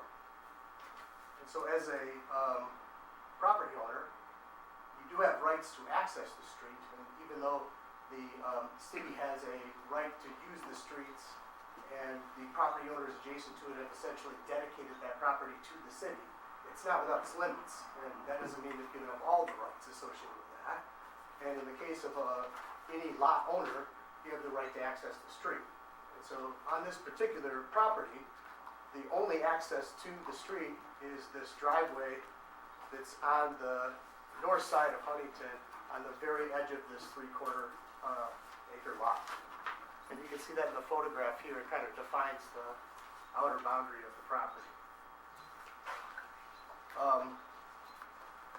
This survey also shows that there's 190 feet down Huntington from the driveway, 35 feet around this corner at Nadine, and then you go up about halfway, another 100 feet to the front door walk up this hill on Nadine to get to the front door.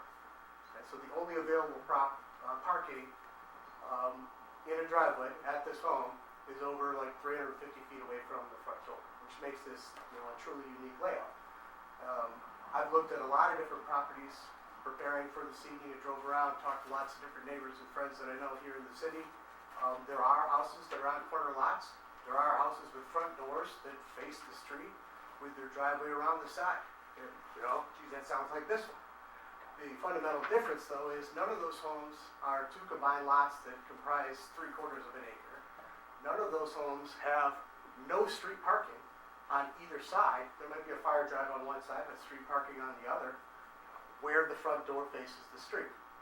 Another thing that distinguishes those corner lots from this one is, again, the size of the property. If you park in your driveway and walk around the corner, we're talking about a distance of 40 or 50 feet, not 300 or 350. So this is a truly unique property, a unique configuration, uniquely combined two different lots, and then it's also on this unique elevation. Getting back to the idea of, well, why can't you just park on Huntington, right?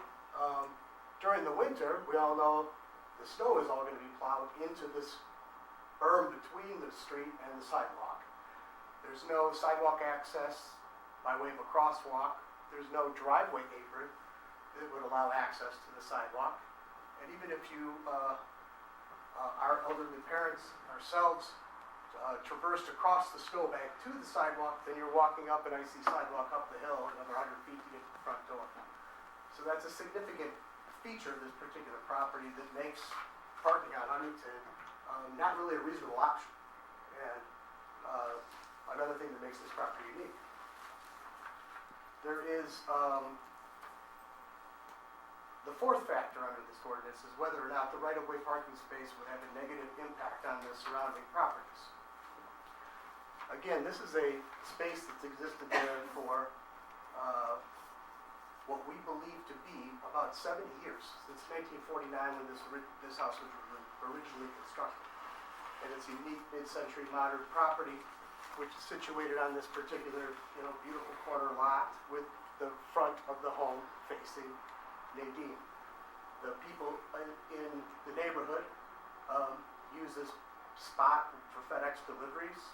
The U.S. mail truck parks here every day to deliver mail to Nancy and her neighbors.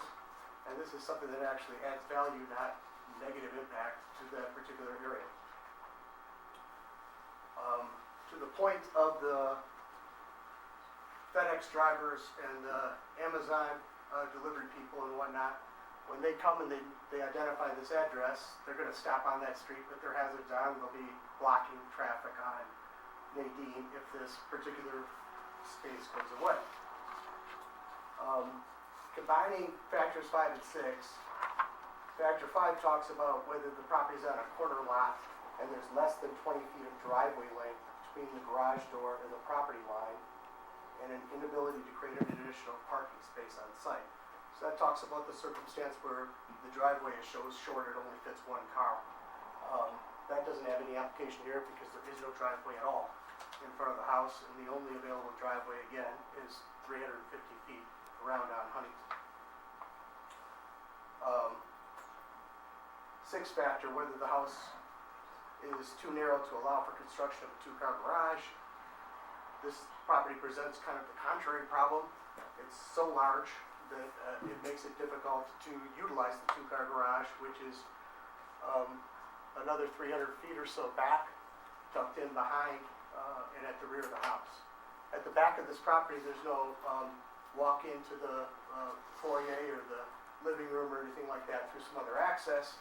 You come into the garage, you go through like a mudroom area, etc. So the way that this home is configured, it's situated with the front door on Nadine. That's where the opening of the house is. That's where one would receive guests. That's where one would have friends and family come, etc. Now, lest this be thought that we're talking about a simple matter of convenience here, and the fact that, geez, you want to be able to use the front door of your home to welcome guests to your home and take deliveries, etc. This is a fundamental aspect of the use and enjoyment of that property. It's being able to welcome people into your home and have people locate your home and use the front door of the property. Now, if we were coming before you and saying, I know you got a whole regime of ordinances that prohibit these off-street parking spots, but, geez, it'd really be nice to have one of those there. That would be a fundamentally different ask. This is something that existed long before there was even any consideration of the ordinances that are now being enforced to remove these parking spots. And so we're talking about pre-existing rights that a property owner had, and this particular property owner had the pre-existing rights from 2005 forward, 10 years before the ordinance was adopted. Wait till it's public. So we'll have some. I'm anxious to have a discussion. Go ahead. So the seventh factor repeats this concept of what's unusual about it, and it says whether the plight of the property owner is due to unique circumstances peculiar to the property and not to the general neighborhood conditions. And so I think, again, the intent there, and Commissioner Olden, you can correct me when we discuss if I'm wrong, was to basically say, don't come and complain that the street's real busy, the people that are parked there, come and tell us about the unique nature of your property. And we want to focus on what is peculiar about this particular property to justify a waiver. Number 8 is whether the waiver would alter the essential character of the area. Now again, this parking spot has been there as part of the landscape of that home and that corner for 50-some years, and no change is being requested. We're talking about maintaining the status quo.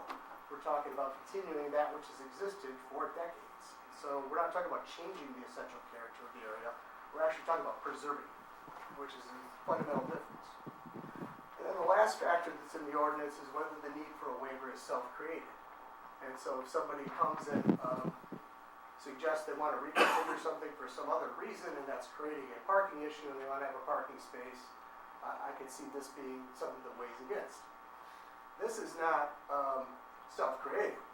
This is something that was a pre-existing right that existed for decades, and the issue has been created by virtue of the ordinances the city's adopted, and the fact that there's an intent to remove that spot.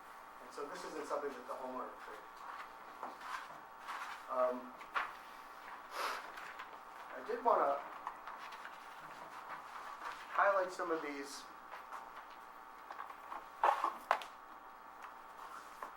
photos that I have here, because I really think, if you drive by this property, you get a pretty good sense for it. But if you look at these aerial photos that we have, it really shows the expanse of the property, the distance between the existing driveway, which would be the only parking on site available if this spot is removed. It also shows, in part, the elevation not only up Nadine, up the hill to the front door, but there's also significant elevation from the street to the sidewalk on Huntington, which again makes the notion that they just park on Huntington a unreasonable and unviable one to consider as an alternative. The second photograph that's in there is a aerial drone photo, and you can see, again, this situation and uniquely situated home facing Nadine and the incredible space that exists between the driveway and the back. The third photograph that's in the packet, I think, does a nice job of depicting what I was talking about before, which is you can't park on Nadine and enter the sidewalk through a crosswalk. There is no driveway apron along Huntington, like there are on a lot of other houses with a front-facing front door but a side driveway. You get your neighbor's driveway down 30 feet or something like that, and if there's snow and whatnot, you can walk down and access the sidewalk through that apron. None of that exists here, and because of the configuration of this particular corner, there really is no viable option to park on Huntington to get to this particular home. The next photograph does, I think, a good job of showing you the elevation up the hill. I haven't had an occasion to measure it, but I have had occasion to walk up that hill, and I can tell you I'd rather do it during the summertime than during the winter. It's a fairly significant elevation. I think it's around the corner from where Commissioner Holzman is as well. So this photo here, it's the two in from where we were, shows a FedEx truck that's parked in front of the house, and that's the view from the front door out. And you can see in the next photograph, it shows the front entrance of the home. There's a good shot there. I think these were included in the original packet, but I don't know if they came through to you in color or not. And then the final photo that's in there shows a view from the driveway over on Huntington. You can see the distance down to the corner before you traverse around the corner and up the hill to the front door.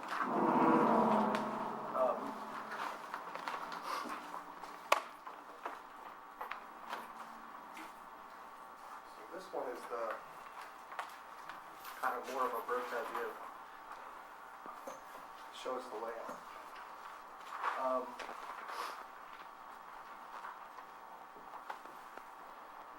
We also understand from reviewing the ordinances that those who are granted waivers under the ordinance would then agree to comply with the requirements of the off-street parking ordinance. The semi-permeable grass pavers in lieu of asphalt or concrete, etc. And I can tell you that this homeowner is more than willing to work with the city to ensure that whatever is installed there comports with the spirit and the letter of that particular ordinance in terms of compliance with the off-street parking. And so assuming that an accommodation could be made, and obviously we'd rather reach a solution and come to a mutually acceptable resolution of this thing, I'm sure that there could be complete compliance with that. And working with the city, we're not asking that it be paved in the exact configuration that it is currently. So I think it could be made to be smaller than it is. I think it's about 30 feet currently, and the ordinance calls for 8 feet by 22, if I recall correctly, under the right-of-way parking. I did want to address also, I don't think anybody's spoken to this tonight, and I appreciate very much your time and indulgence hearing us out on this thing. But with regard to the issue of who owns what, there's sort of like a assumption that, gee, the city owns all rights relative to this piece of grass between the road and the sidewalk. And I would submit that I've practiced law for 25 years. I've spent some time looking again at this issue after studying it in property law and running into different issues over the course of my career, and it's not nearly that simple. And the reality of the circumstance from a legal perspective is the homeowner, right, dedicates and gives to the city certain rights to establish streets that are supposed to serve the community as a whole. And so ultimately, the landowner's rights are dominant, and the city's rights are really subservient to the landowner, because the landowners, by way of example, have a right of reversion. They ultimately own that land, and it's basically being given for the city's use, for the use that it's been given as well. And so there are significant limitations on what the city could do with what is essentially akin to an easement or a license, albeit through dedication of that property or condemnation or however it was taken.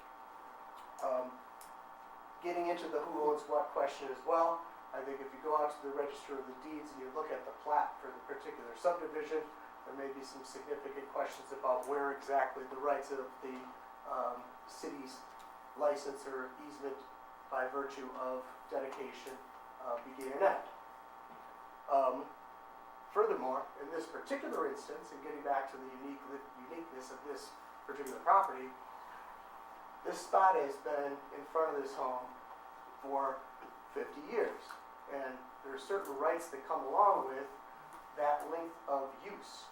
And there's a concept called easement by prescription, there's adverse possession, and there's a number of different theories that would give this property owner certainly a fact question as to whether or not there are assertable rights and whether or not the city can simply come and take them away. Now again, we want to try to work out a resolution of this thing, but there is a legal recourse alternative. We retained Adam Cohen, attorney Adam Cohen, who's here tonight as well, and we'd like to try to resolve this thing short of trying to pursue some legal action, but obviously we need to do whatever is necessary to protect those rights. If we had to file some kind of an action, I suspect it would include a request for an injunction pending the resolution of a quiet title action. There would be a claim for a declaratory judgment to determine whether or not these ordinances are ultimately enforceable, valid, and legal, certainly with respect to this homeowner, if not in general. There's also grounds to raise what's called the Section 1983 action based upon the property rights and notions of due process and equal protection under the law. Now, I don't raise that as like a threat, give us what we want, or you're headed down that path. It's just the reality of the situation is it's not as cut and dry as the city can simply do whatever they want with this property, and there's no recourse or consequence associated with that. And I honestly mean it with great respect, but I do think that's part of this discussion as well.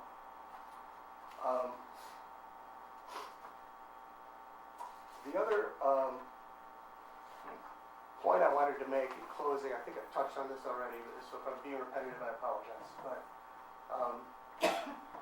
the purpose of this ordinance, in large part, is to continue to beautify the community, and it's more about green space, etc. And it's specifically stated in the ordinance itself that that's the government's justification for entering that ordinance. And so what we have here is a property owner that I think is a textbook example of somebody who's committed to the beautification of Huntington Woods. It's a lifelong resident. A significant amount of money is put into this property to improve its aesthetic presence from a green space perspective and otherwise. And it would be contrary to the spirit of the ordinance to eliminate this spot and then basically force the issue of where does the concrete get poured for some sort of circular drive or some sort of alternative, which would have a greater impact on the property than simply leaving the off-street parking space that's currently there. So I guess in closing, I would point out again, the focus of these ordinances is to look at whether or not there's something specifically unique about this particular property that would justify a waiver. And I think the size of the lot, the configuration, the absence of the driveway on Nadine, the absence of street parking on Nadine, and the distance from the driveway to the front door all certainly justify that. And if this isn't a property that, based upon its configuration, access to the front door, et cetera, that justifies a waiver, I'm not sure that there is a property that would rise to that level. So, again, we very much appreciate your time and happy to entertain any questions. As we also pointed out, and Nancy's reminding me, the EMS, emergency services, police, etc., when called to this particular address, come to 8776 Nadine and the front door that's located there. And so without the parking spot in front for them to park, there's no access for available emergency services as well. And honestly, I've been through a tragedy, and when you have seconds dealing with an emergency, I don't feel safe, and I don't feel like I'm gonna have time to explain, this is my address, but you can't park there because they took away the spot, and so you have to go around the corner, down the hill, over the hill, park in my driveway, but that's on Huntington, my address is in Huntington. How am I gonna explain this to an ambulance or the police or 911?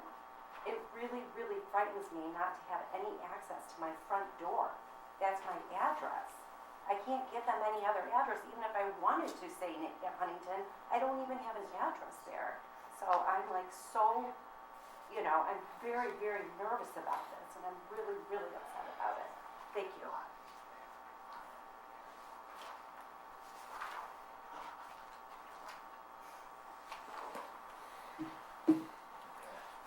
Thank you for your presentation.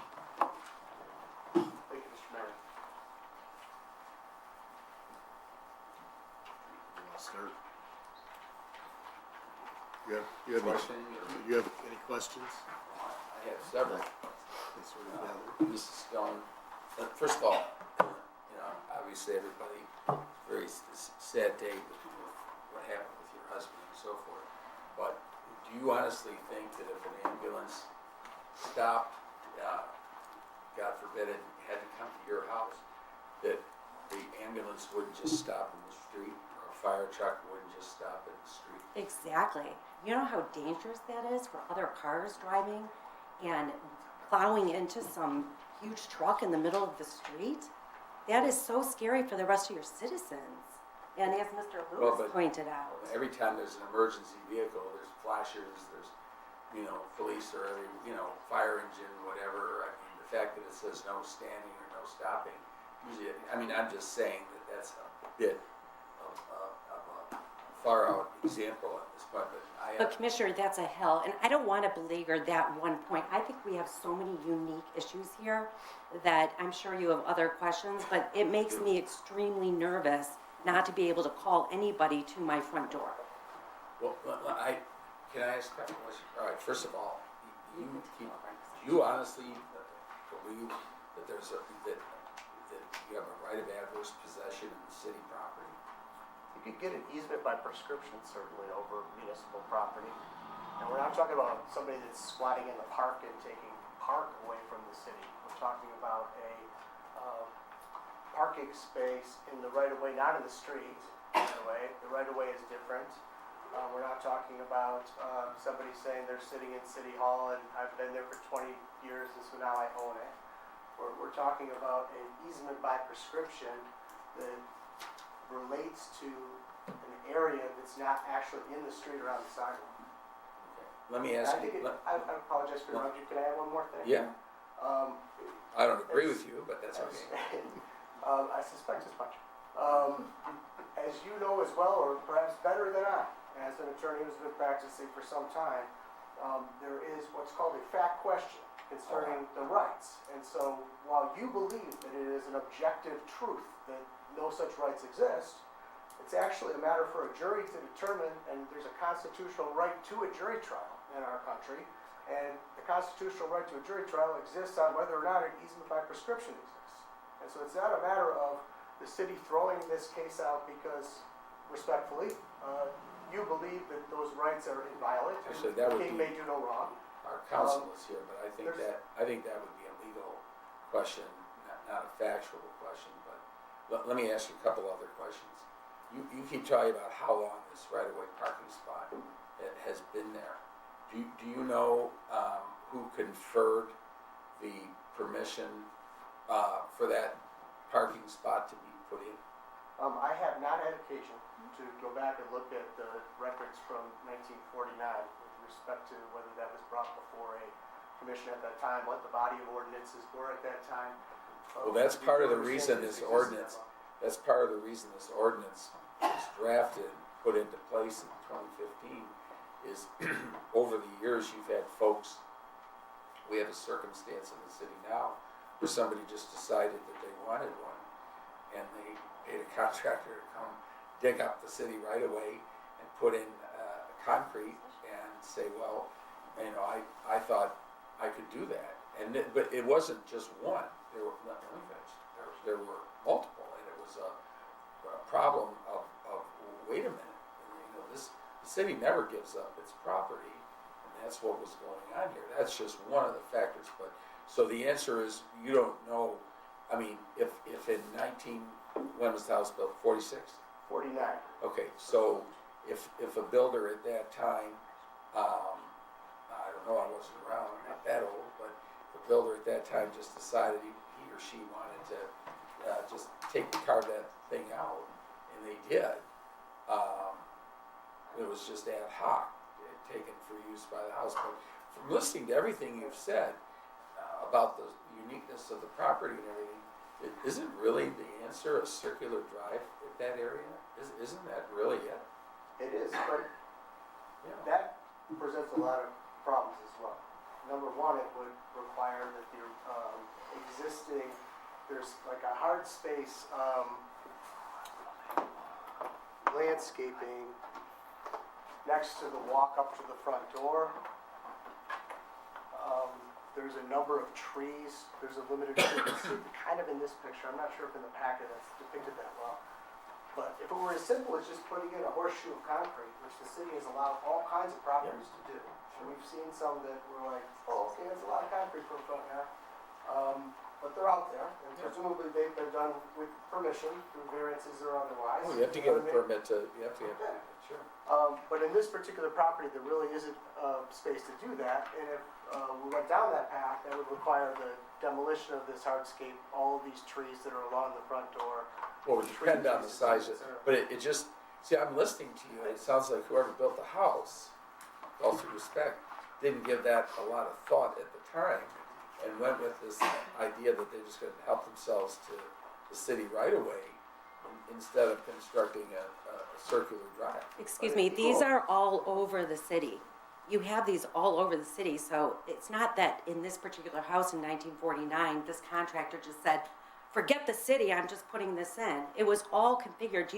The size of this home, the detail of the mid-century modern, it is hard for me to believe that this homeowner and this builder were just willy-nilly just put something in. I am certain if I go back and look, I think you would be surprised because I see the detail of this home and how this was built, and I've worked so hard to maintain that mid-century modern. You could see I haven't changed the facade. It was very important to my late husband and I to keep preserve the beautiful mid-century modern appeal of this home.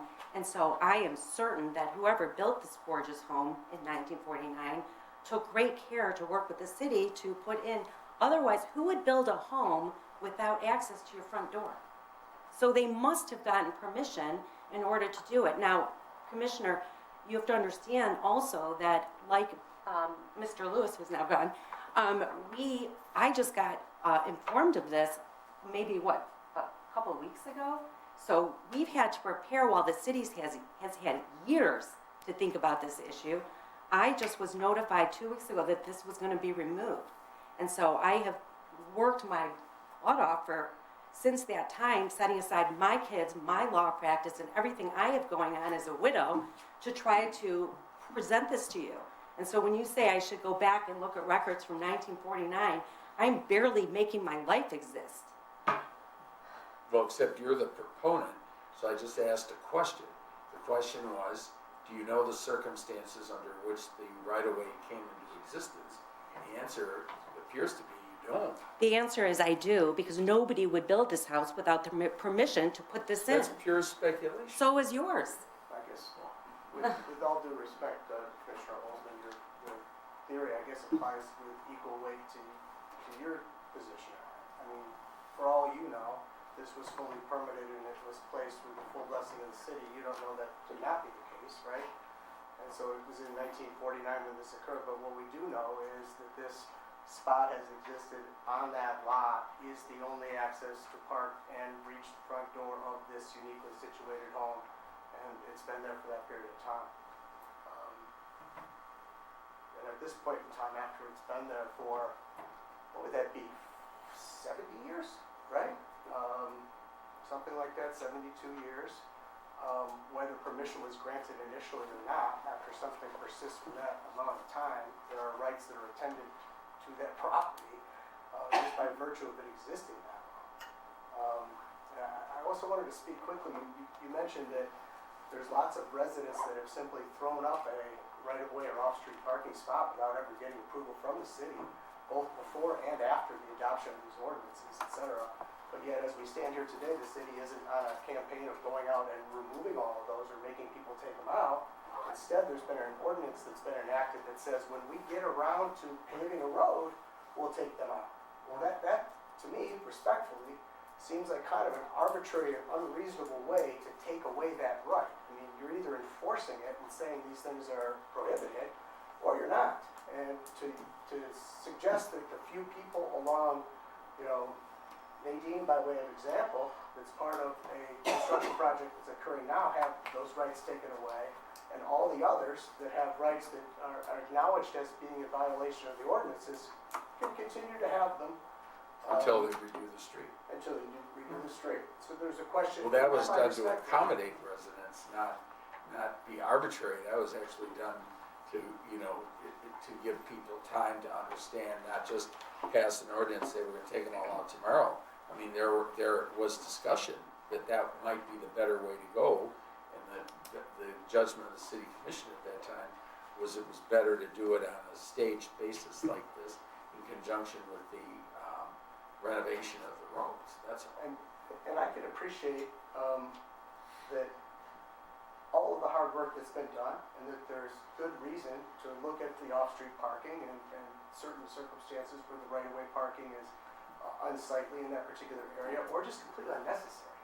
Because somebody's got a 2-lane driveway with an off-site parking next to it, there's really no need whatsoever for that.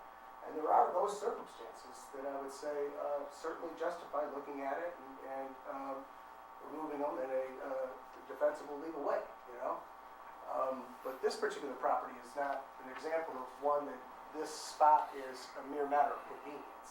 I mean, this really is a need.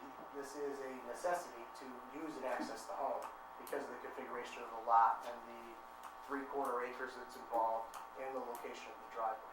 If there was a driveway in the front of the house by the front door, it really is a non-issue, right? Because then you have access to the front door. But that's what makes this property unique when coupled with the size of the lot, the orientation of the driveway, etc. It's unlike any other property I've found, and I don't know if Mr. Berry is still here and he has an example to point out that we could debate or something similar. But I couldn't find anything even remotely close to it in terms of its size, layout, the elevation of the lot, the distance from the driveway to the front door, etc.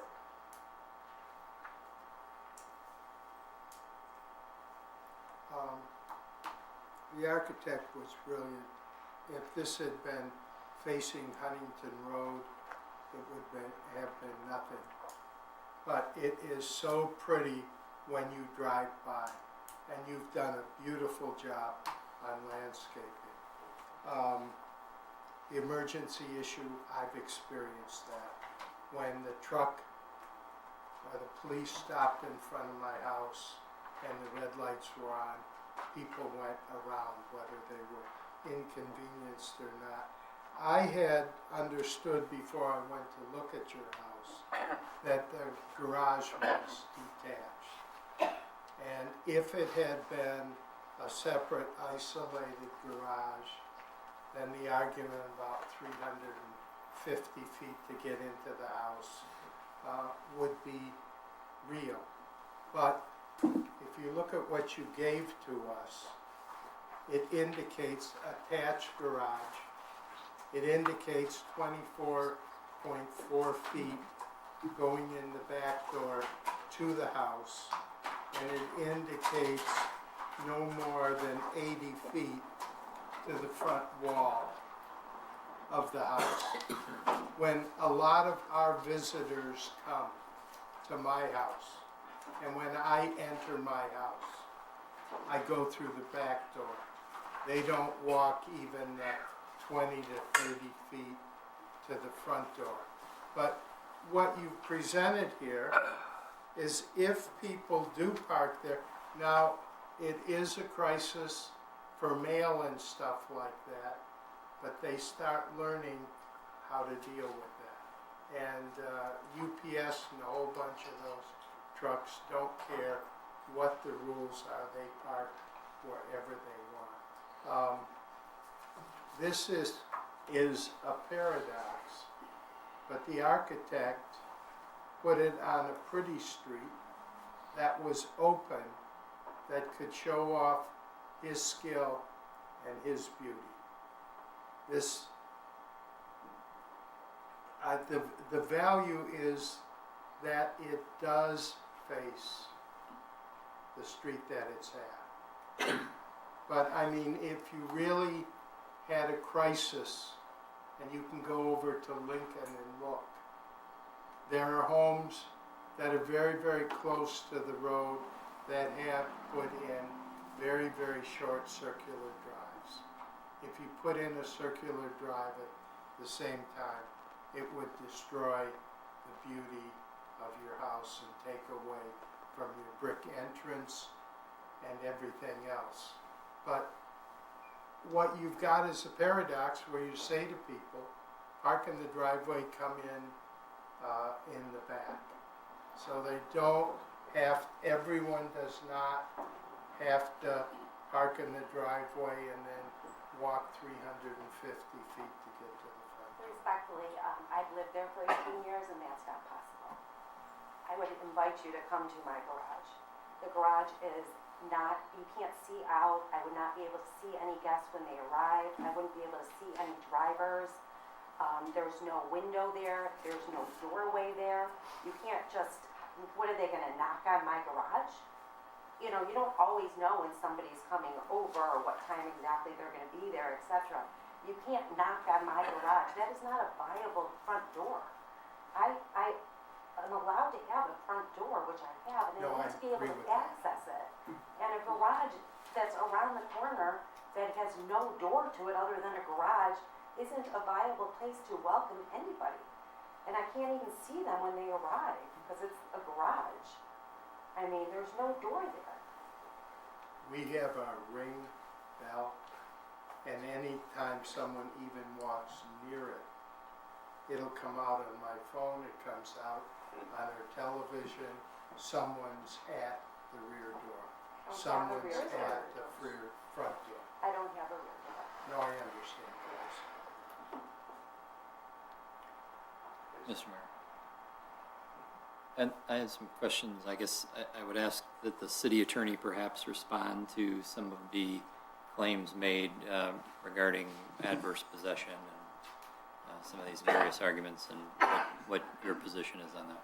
Yeah, well, thank you. There's a lot to unpack there. I don't want to pre-litigate any threatened lawsuit for sure, but the reality is we are dealing with a right-of-way, and items within the right-of-way exist at risk. And I would submit that this is one of those items. I mean, we're not dealing with a vested right in something that was conferred under the zoning ordinance or anything like that. This is a general ordinance where you're essentially advertising these parking spaces over time at the city's expense. So I'm not particularly concerned, given the right-of-way location. You know, I think I've heard hints at a number of other causes of action in terms of arbitrary and capricious and talking about other properties. I don't see this as any sort of an equal protection or substantive due process type of situation. I do not believe this would ever see the light of day in a jury. I do believe, as Mr. Holzman said, it would be primarily a legal question, and these types of cases are decided rather quickly on a routine basis. But no, I think too, in terms of to the extent that the property owner wants to establish some sort of a historical vested right, or whatever they might call it, it would ultimately be their burden to prove. And at this point, we have not heard that there's any clear evidence as to how that space came about.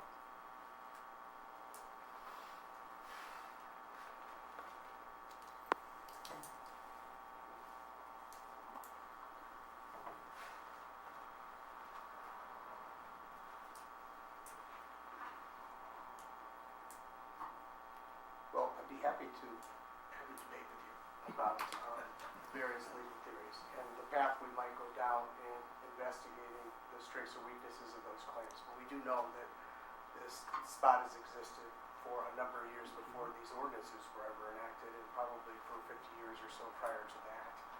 And, you know, we could certainly debate the points, and I'm not here to, you know, try that case either. We're here to try to preserve the access to the front door and the ability of family, friends, guests, delivery people, and whatnot to continue to use and enjoy the property as she has for 30 years. So happy to talk about it and work with the city on, you know, minimizing the size of the space, putting in the lawn pavers instead of the cement or asphalt. You know, we want to make the most beautiful off-street parking space in all of Huntington Woods in front of this house. Work with you guys to do that. That would be the desired outcome. If the alternative is no, there's no accommodation whatsoever, we're going to simply eliminate this right that you've had for this number of years, then I think we have to look at, you know, alternatives in terms of selling that property. Mr. Mayor, Commissioner Olsman had inquired about the circular drive. Didn't know if you responded to that or about, you know, the possibility of the installation. Did you respond to why that either isn't practical or doesn't work in the situation? Yeah, I think, you know, as I tried to explain, and you could kind of see in this photograph, there's a significant, like, hardscape, you know, what do they call it, planting bed or whatever, that's got the pavers around it, and then several large trees growing in this, all kinds of flowers, and there are installations across the front of the house that would have to be removed if there was a circular drive put there. This is one of the largest trees, I think, in Huntington Woods that's right there. I can't imagine what it would cost to remove that tree, plus the beautification of it on the corner there. In order to do what you're describing, it would have to either circular here. I mean, this tree is just right in the way of it. It's all treed here, not just trees that I put in, but trees that have been existing there for probably centuries. I just don't know, and this is very narrow right here. And I was thinking, well, could I do like a drive that then spits out over here? Because I've seen that in many homes in the woods in the corner, and I just don't know how I'm going to get around like this tree, you know. And then we're going to have a driveway, you know, that spits out here and that can go all the way in front of my house. So this is not an easy solution. If you're telling me the city will work with me on all sorts of zoning waivers and, you know, all sorts of issues, that would be a different story, but I know that's gonna be an incredibly long and difficult process in order to figure out even how to do this. I think I would just ask to have a little bit more time so that I can come up with some ideas, because this was thrown at me about a week and a half ago, and I'm trying my best here. Yeah, Mr. Mayor, and Ms. Stone, I really, you have my sympathy on the loss of your husband, and you've done a great job with your home. In the spirit of that comment, I've been really trying to listen and rack my brains around like what other possible solutions are there because of the no parking in front of your home. That's Huntington, right, on this side? On the left side. Yes. On the left Left, side, so yes. would a circular drive on that side put you closer within, like, walking distance, closer to the front? No, on the other side. I'm sorry, Where here. where there is street parking, yes. Yeah, So if there was a circular drive on that side, would it put that closer to the front door? Because I can't see because of the tree, and by no Yeah. means should you remove that tree. right. I don't know if. Because it seems like there's some lawn space there, and if there's on-street parking on that side, spatially, it seems like that could be a possibility. I don't think that helps me at all, because this is not my address. And so I still have the same problem with people parking on the side of my house when my address is all the way over here.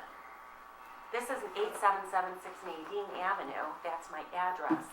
And so if you start having a circular drive over on Huntington, and I love the idea because I really appreciate you thinking creatively with me.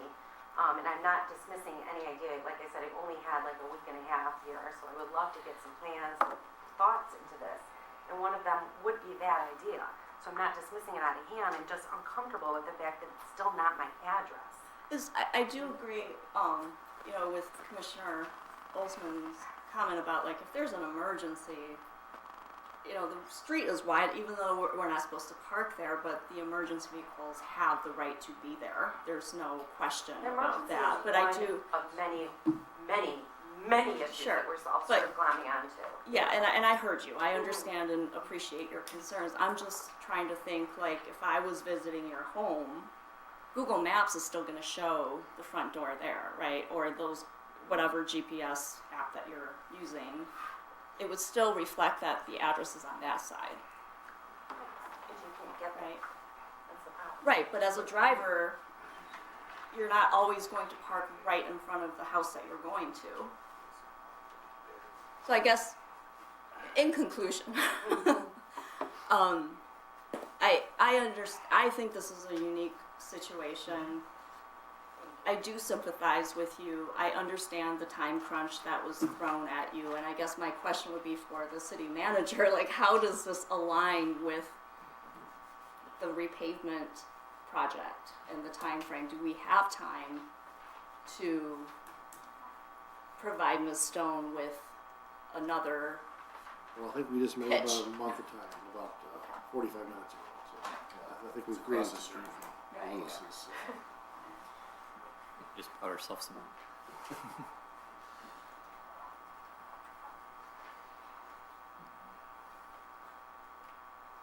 And I appreciate your indulgence, and I don't want to be repetitive. I know you got a lot of other business to get to tonight, but Commissioner Mulder, I just want to point out in this packet, there's a photo that shows the front of the home. And you can see the existing landscape installation, trees, and it's like a kind of a horseshoe circular drive in front.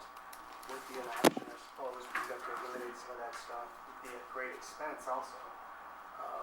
And then you have two driveway aprons across this area of cement across, instead of just having 20 feet of on-street parking. And so you're replacing that on-street parking or off-street parking rather, with two driveway aprons. And so it's not really eliminating that from that space either. And I would just be looking for like just one spot, not the huge thing I have, just one little spot that could fit one car. That, that's all. I'm not asking to have all my friends and family park in front. Just one spot so that a delivery person, a friend, anybody can just come to my front door, and and it can be just one of those. What are those called? The greens lawn. The green Permeable turf? paver. Yeah, something like that. Doesn't even have to be pavement. I won't even bother your sewage problem. I'll make it really, really nice. Mr. Mayor. And, Your sewage problem. Thank you. Thank you. Thank you. Mr. Mayor. Sewage issue Yeah, thank you. identified. Thank you. Mr. Mayor, I would move that we table this item to a date certain, the June 20th, next regularly scheduled city commission meeting.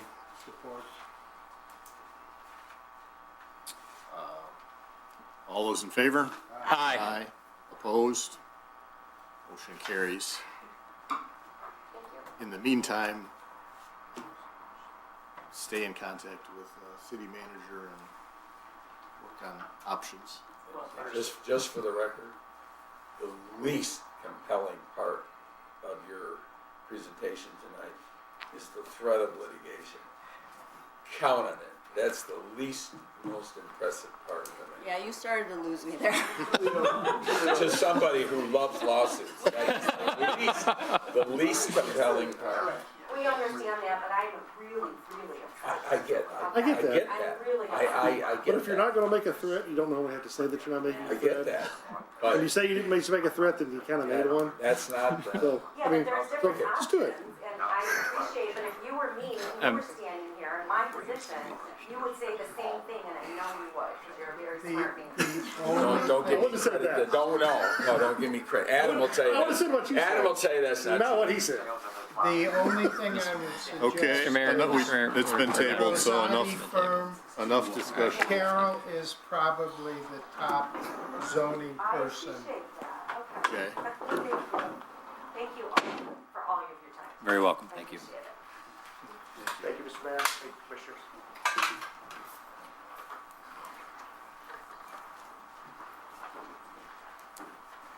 Take Recess. a 5-minute recess. Mr. Mayor, I'll move a 5-minute recess Seconded. until 10:01. Dying here. I turned the air on. You did? All right.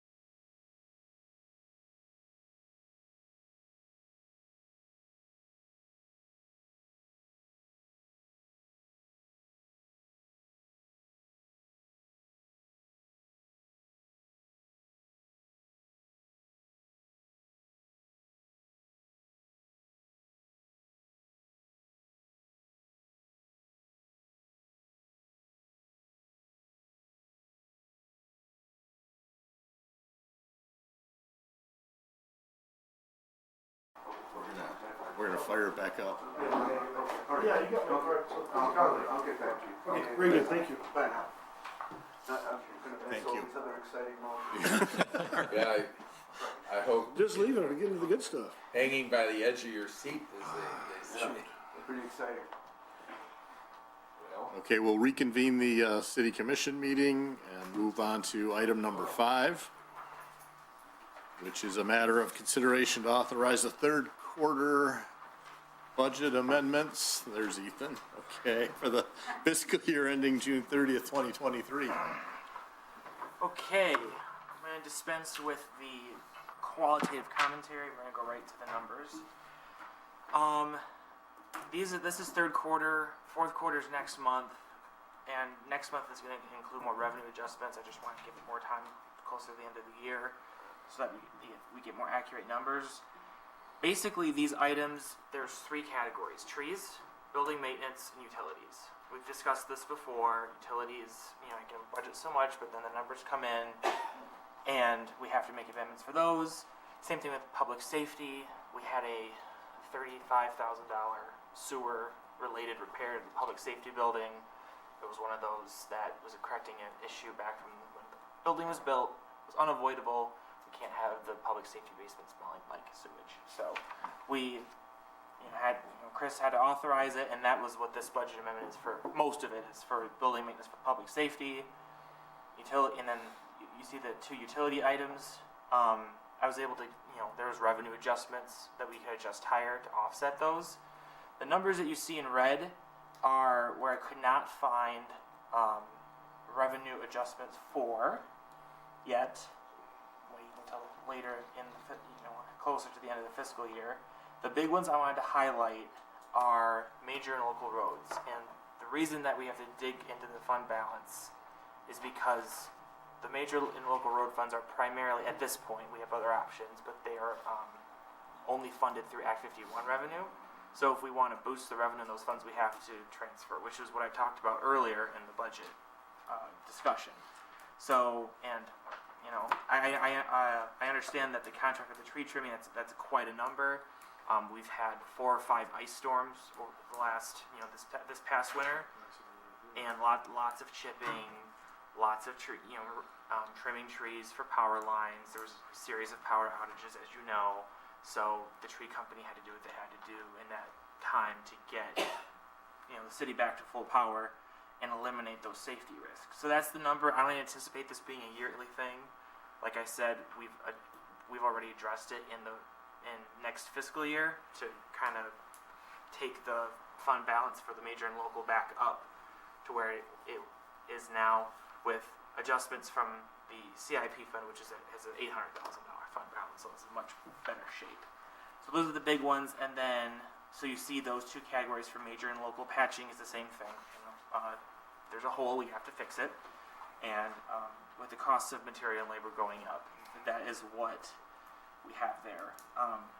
In addition, operating supplies for local roads is just a minor adjustment there as well. And then for the recreation fund, I was able to find revenue adjustments for all of their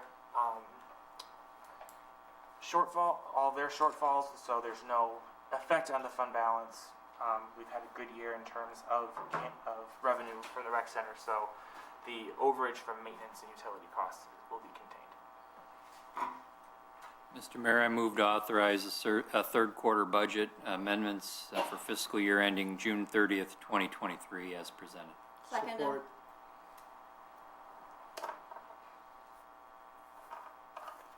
Okay, any comments, questions from the public? Anything from the commission? Yeah, I have a question. I guess this could be for Ethan or for the city manager. With, climate change, energy efficiency, we had that study done by the consultant. Yes. Is this something that either the Environmental Sustainability Committee could look at to recommend what strategies we could implement to look at potential energy efficiency? So you're referring to the utility costs? Yeah, because Okay. the utility costs Yes. are going up. Yes. And, we're talking about EV chargers earlier, but also you know, lights, just Yeah. efficiency of our buildings. And I thought that study, we worked with that consultant so that they could identify and be ready for these federal programs that were coming. So what are the next steps? What is the outcome? I have heard back from them. They want to do another meeting before this month is over. They have taken some time and gone through a lot of our financials. They say they have updated financials to present to us. So we will meet with them and either decide we're moving forward with them or moving forward our own and bring something back from the commission, because I think your perception is right. This has taken quite a while. So the Yeah, contract predated me even starting here. He's been dealing with Verigy. Okay, all right, that's fair. You know, looking at the utility costs, it's only gonna continue to go up, so I'd like to get a proactive handle on it and maybe look at projects. The original impetus was, you had, you know, when Russia invaded Ukraine, that drove up gas prices, and that's kind of reverberating, that's not going away. So I did put in more in this next budget for building maintenance and for utilities. So we should see less of this next year. I think this is more kind of fallout from what happened earlier in the Sure, fiscal but year. I think the environmental sustainability committee, this is right up their alley, Right, and of course. I would encourage Agreed. them to bring us some recommendations on energy resiliency, especially as we're getting more storms too. Yes. Okay, all those in favor? Aye. Aye. Opposed? Motion carries. Item number 6 is authorizing the collection of the tax administration fee in accordance with Public Act 503. Support.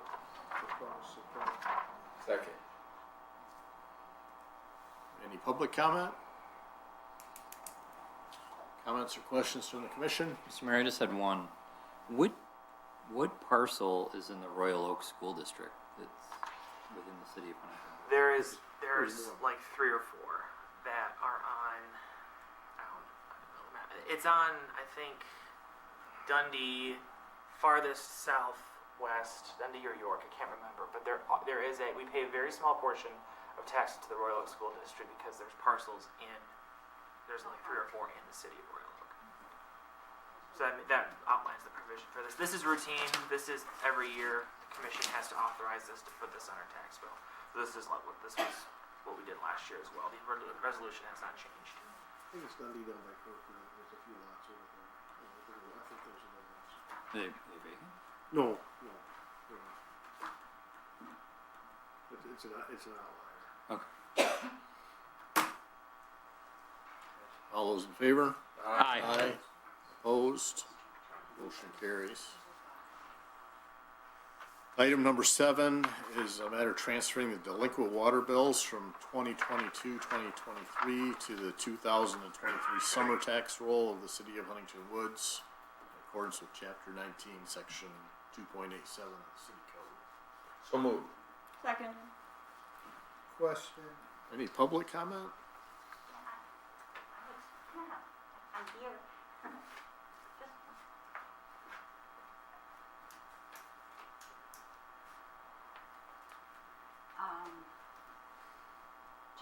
Just quickly, you ought to keep an eye on this because this is almost double the number from last year.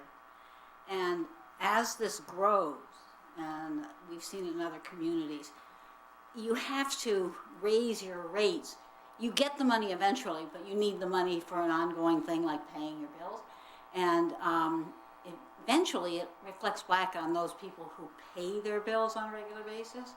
So I would suggest that you keep a hard look at that. And I know what Birmingham did, but I'm not suggesting we do it, although people did pay right away. And that is, they did say they would cut off water if people weren't paying their bills. Some people have already been submitting water bills, and so what we're going to do is before we print tax bills, we're going to put that in so that they get the lower tax bills, so they're not. Yeah, I'm just, surprised. that's just a cautionary note. Okay. Any comments or questions from the commission? Yeah, are we giving notice to people of the ability to pay issue and what the options are? Are they? There are some programs that will pick that money up are we at least telling them? So as far as noticing goes, we do courtesy notices, and everybody gets a bill every quarter. So, and these are typically, obviously the information isn't on here, but on our utility billing system, I mean, there are some people who always let their water bill go to taxes. They just prefer to do it that way. But what I'm saying is the following. On the water bills that we're sending, do we have something, you may be eligible for third-party payments, contact this program, etc.? We do have the Oakland County RAP program, but they have pretty stringent poverty requirements, so most of our Even residents... if we were to put that down there, my It's on there. It's on there. And we're required to participate in it as a member of GLEWA. So it's not optional. Yes, it's on the bill. Okay, as long as it's on the bill. All those in favor? Aye. Aye. Opposed? Motion carries. Item number 8 is authorizing the city manager to execute an addendum to the 2023 pavement reconstruction, sewer repair replacement, and water main replacement project to include pavement resurfacing on Talbot between Berkeley and Henley. Sorry, I get really excited about infrastructure. So move. Call the question. We need to get out more. Any public comment? Comments or questions from the commission? All those in favor? Aye. Aye. Opposed? Motion carries. Item number 9 is a matter of accepting the quote from CNO Pole Barns for a 50-foot by 80-foot by 16-foot post frame package building and concrete in the amount of $178,348. Well, as a great fan of pole barns, I would move to support this. Second. Any public comment? This is located at the DPW yard, and the residents behind us do have some questions on this. I would ask that we write up some sort of, you saw that email today regarding the wall that's going to be built right next to the road. Yes. I think they have a lot of concerns just because they don't know enough about Okay. the project, so I think it would do us all good to put together a little drawing and pass it out to the residents. I think it may be a good idea, just maybe Or to bring invite them in them for a sit down. That would be good. I don't have a firm construction schedule yet, but we have made, as I indicated, that we have made some modifications with the construction schedule. We are bringing in an acoustic wall. I know there's been questions about it. I think we're gonna build a 20-foot wall right next to the road. Is what they think, so. Yeah, I think we can work with them on that, and again, we're doing this. I don't know if you're familiar with the old building that's there. It's in poor shape. It's literally, it's either 90 or 100 years old, I think, that structure that's there. That was the original maintenance building for all the Huntington Woods vehicles. I don't know that you could get a Ford F-150 in it today. It's amazing that used to be the biggest plow trucks that the community had. And you couldn't fit a full size. You couldn't get a 350 in there. I know you couldn't, but yeah, it's going to come down, and we'll work with them. And I think when it's done, they will be happy. Hopefully, we can address their concerns with that. So we do have landscape plans and sound plans as well. Okay. Any other comments? All those in favor? Aye. Aye. Opposed? Motion carries. This next one's a tough one, right? A matter of considering approval of an hourly rate increase for Rosati, Schultz, Jopik, and, how do I pronounce that? Amst. Okay, what he said. The City of Huntington Woods Municipal Attorneys. We have a motion? So moved. I should move to table just on second. Noted for the record that Carol's not here. Yeah. Rosati's not even. Right. Any public comment? For her attendance. This is an hourly rate increase for things that are done outside of our retainer. It's not something that we use on a regular basis, fortunately. And Mr. Mayor, of course, this is the thing I have a comment on, but I just want to make sure that the commission's aware.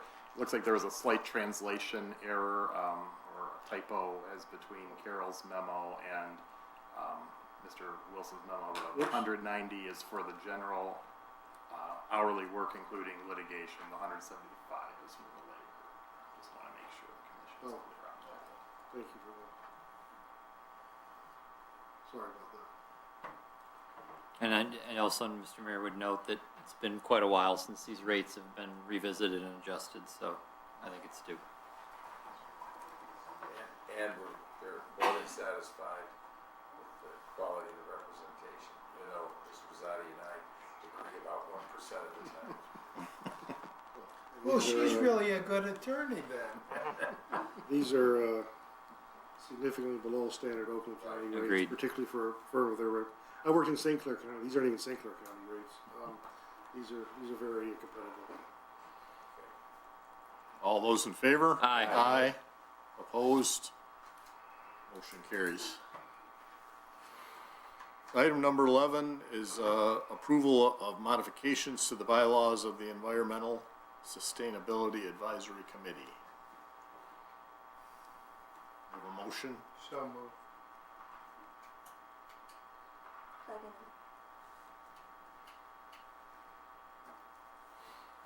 Any public comment? Commission comments? I'm trying to get caught up. Okay. All right. All those in favor? Aye. Opposed? Motion carries. Item number 12 is a matter of opting into Oakland County's Urban County Community Development Block Grant, better known as CDBG, programs for programs years 2024, 2025, and 2026. So moved. Support.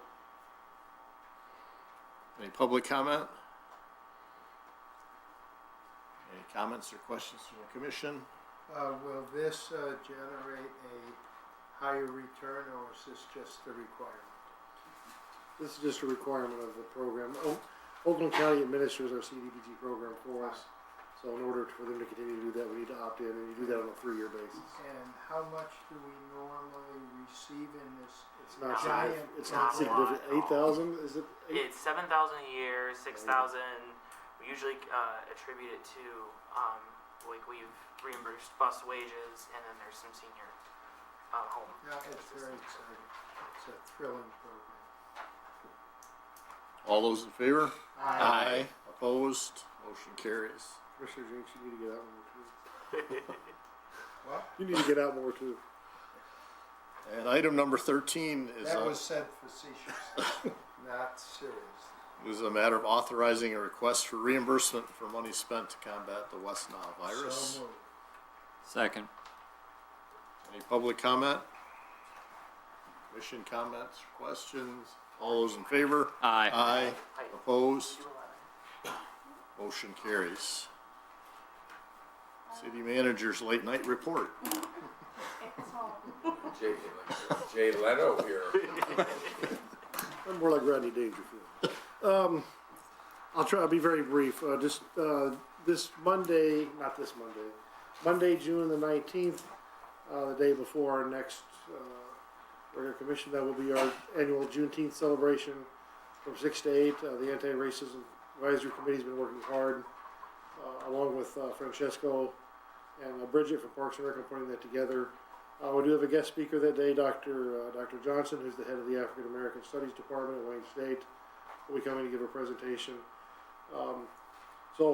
Looking forward to a good event. We have the Roots Vibration Band will be on site to play that day, and Baobab Fair, the restaurant that served last year, which has received a lot of press over the last few months, won numerous awards and has been featured in the Free Press and in the New York Times. They are coming back with their food truck to serve food to everybody who will be there. So really looking forward to that. And as you may know, the work that you approved, the commission approved for Men's Club Field is ongoing. PGA, Premier Group Associates, is working hard on that. So I've been by there to check that out a few times. That will be changing quite a bit in the coming weeks. So I look forward to getting that done. Get the drainage installed, new sod down, and You throw out the first pitch for a baseball game, I don't know what you do for a soccer game, but, maybe a penalty kick or something, Mr. Mayor, you have to go do that. But, we'll look forward to that, later this fall. Other than that, I think you can see from the agenda, we do have a lot going on right now, including the new building at DPW, a lot of road and construction work, some lining work we're doing right now, on spur of the moment. I know the driveway approach hearings were long. I think you did good to hear them out on all their considerations. I'll work with him as much as we can to see if we can find a private property resolution that would alleviate the pressure on the public property or modify this in some best way possible, given the direction that the ordinance gives us there. So I thank you for the time to hear that. And we will try our best by June 20th to have something that's actionable by this commission. Well, certainly entitled to a decision one way or another, but I, just on follow-up on that, I think that on Mr. Lewis's issue, it